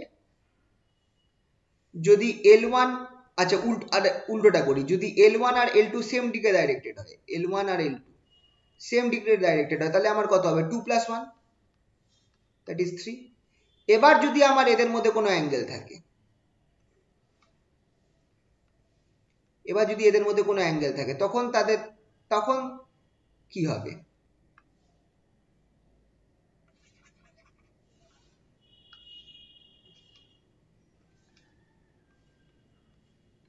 তখন আমার এই 3 আর 1 এর মধ্যে কোন ভ্যালু পড়ে রয়েছে? 2ই আছে, একমাত্র ইন্টিজারই হতে পারে, অন্য কিছু তো হতে পারে না। তাহলে 1 2 3 হবে। বুঝতে পারলে কেসটা? আচ্ছা, তাহলে এবারে আরেকটা কেস বলি। If L1 equals to L2 equals to 0, আচ্ছা এটা আমরা মাইনাসটা বাদ দিয়ে ধরবো, একই ব্যাপার। L2 equals to 0, L1 equals to 0, L2 equals to 2, কি কি ভ্যালু হতে পারে? L equals to, আচ্ছা এখানে মাইনাসটাকে আমরা এটাকে মাইনাস গুলোকে ধরবো না, ঠিক আছে, তো প্লাসই ধরবো আর কি। L1 প্লাস L2, এটাকে আমি এক কাজ করছি, আমরা এটাকে L2 প্লাস L1 করে দিচ্ছি, কোনো অসুবিধা নেই, ক্যান বি টেকেন। আমরা সামনে মাইনাসটা ধরছি না, আমরা শুধু ভ্যালুটা কি হবে সেটা নিয়ে আমি ভাবতে চাইছি। এল এর ভ্যালুগুলো কি হবে বলো? কেসটা খুব সিম্পল। সবার আগে দুটোকে মাইনাস করবে, দুটোকে মাইনাস করলে কি পাবে? 2। দুটো, সরি 0 আছে, এটা তো একটাই পাবো, এটা তো একটাই পাবো, সরি এটা করা যাবে না। 1,4 করলাম, চলো। তাহলে দুটোকে মাইনাস করলে কি পাওয়া যাবে দেখো? দুটোকে মাইনাস করলে 3 পাওয়া যাবে, দুটোকে প্লাস করলে কি পাওয়া যাবে? 5, মাঝখানে কি আছে? 4 আছে। এবার যদি একটা 0 হয়ে যায়,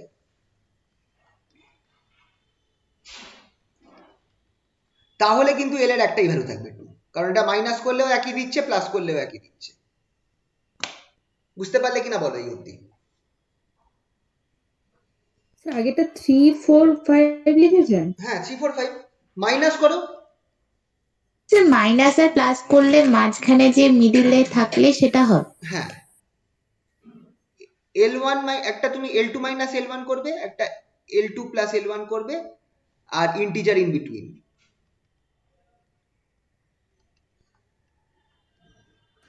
স্যার বলছি একটু আরেকবার বলবেন, আমি মাঝখানে বেরিয়ে গেছিলাম, হ্যাঁ, কানেকশন কতটা কেটে কতটা গেছে। মিস হয়েছিল বলো একটুখানি? এখানে L vector equal to L one plus L two বলছিলেন, ওইখান থেকে ওটা মিস হয়েছে। L1, এই যে L ভেক্টর ইকুয়ালস টু এইখানটায়, এখানে বেরিয়ে গেছিলে? হ্যাঁ হ্যাঁ হ্যাঁ। আচ্ছা আচ্ছা আচ্ছা আচ্ছা, এটাই তো আসল জায়গাটা যেখানে তোমার অসুবিধা ছিল। কেসটা হচ্ছে কি দেখো, এল যেটা আছে, এলটা আমার সবসময় কি হবে? ভেক্টরের মতো করে যোগ হবে। যেমন ধরো যদি আমি এল equals to L1 plus L2 নিলাম, L1 যদি 1 হয় আর L2 যদি 1 হয়, তাহলে L এর কি ভ্যালু হতে পারে? L equals to L1 plus L2। আমরা নর্মালি কি করি? নর্মালি দুটোকে যোগ করে দিতাম, 1 প্লাস 2, তাই তো? 1 প্লাস 1 2, কিন্তু অ্যাকচুয়ালি এখানে ভেক্টরের মতো করে অ্যাড হবে। এল যেটা হবে, যদি আমাকে এল এর মানটা বার করতে হয়, তাহলে আমাকে কিন্তু এটাকে ভেক্টরের কথা ভেবে অ্যাড করতে হবে। তার মানে কি হতে পারে? তিনটে কেস হতে পারে। ফার্স্ট অফ অল হতে পারে কি, L1 আর L2 এরা অ্যান্টি প্যারালাল রয়েছে, তখন আমার কি হবে? এল এর ভ্যালু কি হবে? যদি L1 আর L2 অপোজিট থাকে, তাহলে বলো এল এর ভ্যালু কি হবে? 0। জিরো। হ্যাঁ হ্যাঁ। যদি আমার দুজনে একই দিকে থাকে, থার্ড কেসটা দেখো, তখন আমার ভ্যালু কি হবে? দুজনে একই ডাইরেকশনে আছে, L1 প্লাস L2, দুজনে একই দিকে রয়েছে। অপোজিট হ্যাঁ স্যার, থাকলে অ্যাড 0, একই দিকে থাকলে অ্যাড হয়ে যায়। হ্যাঁ, তাহলে কত হবে? 2 টু আসবে। 2। এবার দেখো, এবার এটা ছাড়া আরেকটা কন্ডিশন আমাদের কনসিডার করতে পারে, যে L1 আর L2 একটা পার্টিকুলার অ্যাঙ্গেলে হেলে রয়েছে। এখানে আমি 90 ডিগ্রি করে দিয়েছি, তুমি একদম 90 ডিগ্রি নাও ধরতে পারো, একটা পার্টিকুলার অ্যাঙ্গেলে ধরো হেলে রয়েছে L1 আর L2, ঠিক আছে? অ্যাঙ্গেলটা আমরা জানি না, কিন্তু এইটা আমরা জানি যে L তো একটা ইন্টিজার হবে নাকি, এইটা তো জানি যে L একটা ইন্টিজার হবে ফাইনাল রেজাল্ট যেটা। হ্যাঁ হ্যাঁ তাহলে 0 আর 2 এর মাঝখানে কি ইন্টিজার পড়ে থাকে? 1। হুম তার মানে যদি L2 আর L1 এর মধ্যে একটা অ্যাঙ্গেল থাকে, সেই অ্যাঙ্গেলটাই পসিবল হবে যে অ্যাঙ্গেলের জন্য Lটা ইন্টিজার হবে, দ্যাট ইজ 1। তাহলে L এর আমার তিনটে ভ্যালু পাচ্ছি, 0 1 2। এটাই হচ্ছে মেন আইডিয়া, যে আচ্ছা যখন আমি অ্যাড করব কাদেরকে, যখন L কে মানে অ্যাঙ্গুলার অরবিটাল কোয়ান্টাম নাম্বারকে অ্যাড করব, বা স্পিনকে অ্যাড করব, বা টোটাল অ্যাঙ্গুলার মোমেন্টাম, এক্ষেত্রেও দেখো টোটাল অ্যাঙ্গুলার মোমেন্টাম দুটো হবে, কারণ স্পিন দু রকম হতে পারে, স্পিন হাফ হতে পারে, স্পিন মাইনাস হাফ হতে পারে, তাই L প্লাস হাফ একটা হবে, L মাইনাস হাফ একটা হবে। আর এই জিনিসগুলো মজার, কিন্তু করতে ভালো লাগে। তো এরকম যদি অ্যাঙ্গুলার মোমেন্টাম নিজের সাথে নিজে যোগ হয়, তাহলে তার রেসপেক্টে আমি কি পাবো? তিনটে ভ্যালু আমাকে বার করতে হবে, কারণ যে দুটো সংখ্যাকে আমি যোগ করছি তাদের যোগফল, তাদের বিয়োগফল, আর anything in between, any integer in between, এই জিনিসটা মাথায় রাখতে হবে। তাহলে L2 L1 যদি 2 হয় আর L2 যদি 1 হয়, তাহলে এদের মাইনাস করলে 1 পাবো, আর এদের প্লাস করলে 3 পাবো, দুজনের মাঝখানে কি পড়ে থাকছে? 2। 1 2 3, বুঝতে পারলে? আচ্ছা হ্যাঁ স্যার ক্লিয়ার তো? যদি আমার হ্যাঁ হ্যাঁ L1 টা 1 থাকে আর L2 টা 4 থাকে, কথার কথা বলছি, আমরা L1 প্লাস L2 কে আমাকে ধরতে হবে তার কোনো মানে নেই, আমার ভ্যালুটা নিয়ে কথা। আমি এটাকে উল্টো ধরে নিতে পারি, বড় ভ্যালুটাকে আগে নিয়ে নিতে পারি, L2 প্লাস L1 করে নিতে পারি। তো 1 প্লাস 4, এটারও ডিফারেন্স, এদের ডিফারেন্স কি হচ্ছে? 3, আর এদের অ্যাডিশন হচ্ছে 5, মাঝখানে কি আছে? 4। 3 4 5 L এর ভ্যালু। তো মনে রাখবে L2 মাইনাস L1 বসাবে, L2 প্লাস L1। হ্যাঁ বলো। তো এখানে L1 বড় বা L2 ছোট আমরা সেরকম মাইনাসটা কোনো ব্যাপার নিচ্ছি না আর কি, মানে অ্যাকচুয়ালি মাইনাস নেওয়া মানে কি, উল্টো ডাইরেকশনে রয়েছে, কিন্তু আমরা ভ্যালুটা নিয়ে আমরা এখানে চিন্তিত, বুঝতে পারলে? কারণ খেয়াল করবে, এল তো কোয়ান্টাম নাম্বার, কোয়ান্টাম নাম্বারে এই কটা জিনিস রিপ্রেজেন্ট করে, এস পি ডি। এবার -1 কি আছে কোথাও? না স্যার। তাহলে আমার তো শুধু এল এর ভ্যালুগুলো জানলেই হবে, আমাকে জাস্ট জানতে হবে এস পি ডি না কি হচ্ছে। তো যখন তাই আমার -1 বা -2 যদি হয়ে যায়, সেগুলো আমার এল এর ভ্যালুগুলো কোনো কাজে লাগবে না। তো আমাকে যদি -1টাকে আমি 1 নেবো, তার মানে যদি আমি এরম আসে তাহলে এটাকে উল্টে দেবো, আমার ভ্যালুটা নিয়ে কাজ, ঠিক আছে তো? এখানে আমি লিখে রাখছি অনলি ভ্যালু ইজ রিকোয়ার্ড, কিন্তু অ্যাডিশন করার সময়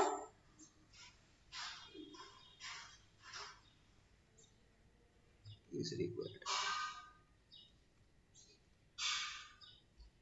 as only the value of L is required.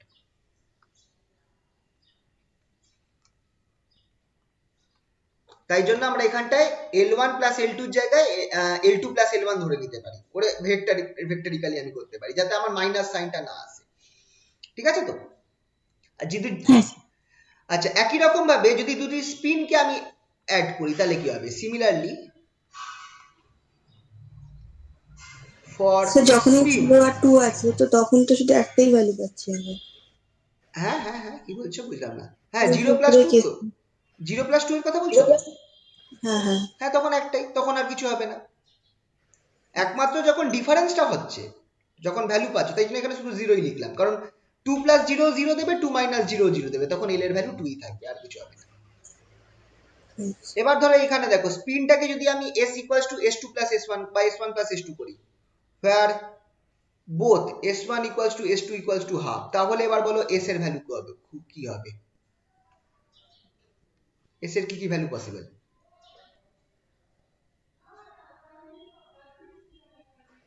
0 আর 1। ইয়েস, 0 and 1, দুটো প্লাস হবে, দুটো মাইনাস হবে। একটা হচ্ছে s1 আর s2 সেম ডাইরেকশনে, অপোজিট ডাইরেকশনে আছে, যেটার জন্য আমার 0 হবে, আর s1 আর s2 সেম ডাইরেকশনে আছে, সেটার জন্য আমার 1 হবে, রাইট? এবার বলো তো, in case of vector addition of 3 spins, s equals to s1 plus s2 plus s3, তিনটে স্পিনের অ্যাডিশন হচ্ছে, যেখানে তিনজনেই হাফ, স্পিন তো আমার হাফের আলাদা হয় না। এবার বলো তো এটার ক্ষেত্রে কি হবে এস এর ভ্যালু? একটা মাইনাস হাফ, 3/2। আচ্ছা মাইনাস নেব না কিন্তু, তাহলে একটা এই জিনিস হতে পারে যেটা আমাকে কি দেবে 3/2, আর আরেকটা হতে পারে or S equals to half plus half plus half. দেখো এর যদি তুমি দুটোকে মাইনাস নাও না, তাহলে আমার রেজাল্টটা মাইনাস চলে আসবে, আর আমি মাইনাসটা এখানে নিতে চাইছি না, অনলি ভ্যালু নিতে চাইছি। তাহলে এর পসিবিলিটি কি আছে? এর পসিবিলিটি আছে আমার, সরি ভুল করলাম, একটা হাফ আর 3/2 হবে, হাফ আর এটা হবে 3/2, ঠিক আছে?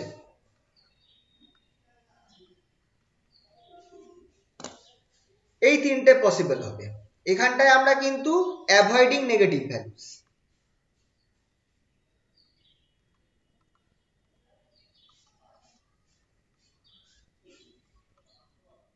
এস এর নেগেটিভ ভ্যালুস গুলোকে আমরা অ্যাভয়েড করছি, কারণ যদি তুমি দুটো মাইনাস নিয়ে নাও তাহলে তোমার মাইনাস হাফ চলে আসবে।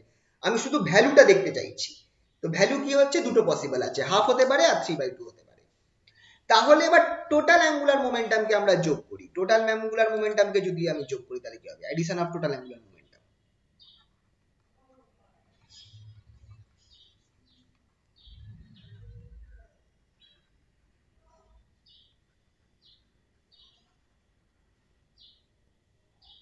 জি,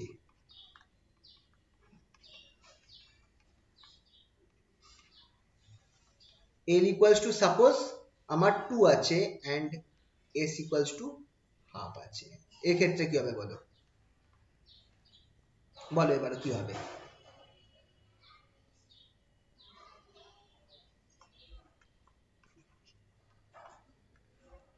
এখানটায় তোমরা খেয়াল করে দেখো, এখানেও এল আর এস এর ওপর আমার ব্যাপারটা থাকছে। যদি আমার এল আর এস একই দিকে থাকে, আচ্ছা আগে অপোজিটটা ট্রাই করব। এল আর এস যদি আমার অপোজিট দিকে থাকে তাহলে আমার কি হবে?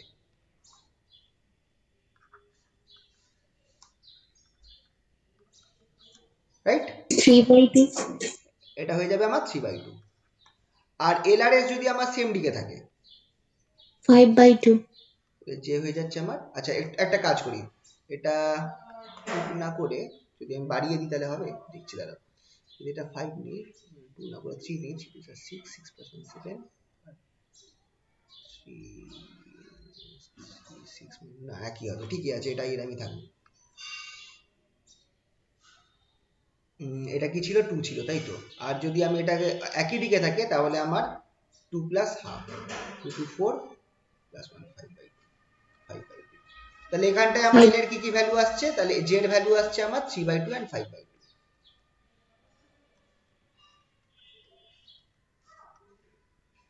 ঠিক আছে, তো এইভাবে আমাদেরকে জিনিসগুলো বার করতে হবে, জেড ভ্যালু। জিনিসটা ক্লিয়ার হলো এই ব্যাপারটা সকলের? দেখো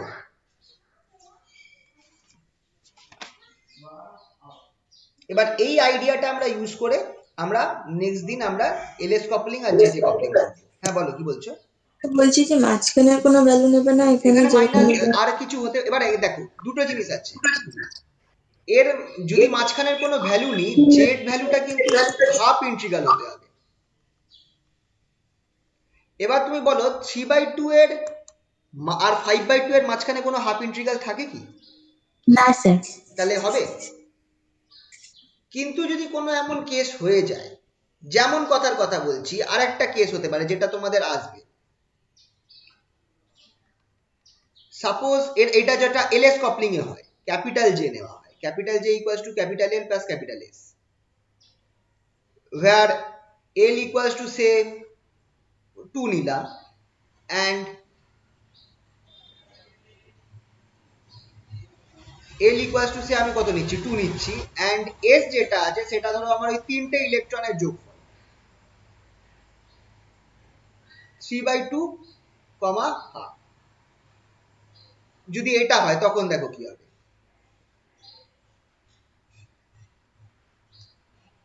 না এটার ক্ষেত্রে হচ্ছে, হ্যাঁ যদি আমার 3/2 হয়, যদি আমি 3/2 হয় তখন কি হবে এই ক্ষেত্রে? 2 + 3/2। এবার কি কি হতে পারে? 4 প্লাস 3 7/2 হতে পারে যদি আমার এল আর এস আচ্ছা মাইনাসটা আগে করি, আচ্ছা আগে লিখি প্লাসটা দেখি, এটা আমার সেভ কত হবে 7/2 অ্যান্ড আর একটা হতে পারে 2 minus 3/2 that is equals to half। এটার ক্ষেত্রে যে অল পসিবল ভ্যালুস কি কি হবে, এটার ক্ষেত্রে দেখো এইটাকে বলা হয় এলএস, এটাই হচ্ছে এলএস কাপলিং। যদি আমরা 3/2 নিয়ে কাজ করি, আমরা যদি শুধু 3/2টা নিয়ে কাজ করি, হাফটা নিয়েও আবার বার করতে হবে, কিন্তু যদি আমরা শুধু 3/2টা নিয়ে কাজ করি, যে স্পিনটা আমার আছে 3/2, তিনটে স্পিন অ্যাড হয়ে গেছে, অ্যাড হয়ে গিয়ে 3/2 হয়েছে, কথার কথা বলছি, তাহলে আমার অ্যাডিশনটা কিরকম হবে দেখো, যে হচ্ছে 2, এল হচ্ছে 2 প্লাস 3/2, একটা হচ্ছে মানে যোগ করলে 7/2, আর যদি মাইনাস করি তাহলে আমার আসছে হাফ। তাহলে জের ভ্যালু হবে স্টার্টিং ফ্রম হাফ, 3/2, 5/2, 7/2। 7/2। বুঝতে পারলে কিনা দেখো। তো এইটা হয় এলএস কাপলিং এর ক্ষেত্রে, যখন আমার মানে অনেকগুলো স্পিন বা অনেকগুলো অ্যাঙ্গুলার মোমেন্টাম অ্যাড হয়, সেটাকে আমি অ্যাড করে টোটাল অ্যাঙ্গুলার মোমেন্টাম বার করি। এরকম কেস আছে, এটা আমি নেক্সট দিন ডিসকাস করবো এই ব্যাপারটা। আপাতত ক্যালকুলেশনটা বুঝতে পেরেছো তো, কেন হচ্ছে কি হচ্ছে? হ্যাঁ স্যার। এই অবধি কোনো অসুবিধা নেই তো? তাহলে নেক্সট দিন তাহলে যে কাপলিংটা করাবো আর জিম্যান এফেক্টটা করাবো, এই পার্টটা শেষ হয়ে যাবে, ঠিক আছে? জিম্যান এফেক্টটা, যে কাপলিংটা, এলএস কাপলিংটা খুব মজার জিনিস, করতে ভালো লাগে, আরামসে জিনিসটা হবে আর কি। এই জাস্ট এই জিনিসটা তোমাদের যদি মাথায় থাকে, এই অ্যাডিশনটা, এই ভেক্টর অ্যাডিশনটা তোমাদেরকে মাথায় রাখতে হবে, ঠিক আছে তো? তাহলেই হবে। এই অ্যাডিশনের কেসটা মাথায় রাখলেই তোমরা পরের দিন সলভ করতে পারবে। আচ্ছা বলছি, রবিবার দিন সকালে ক্লাস নেবো, হ্যাঁ? এই ইয়ের টাইমটা হবে না, এই সন্ধেবেলা হবে না।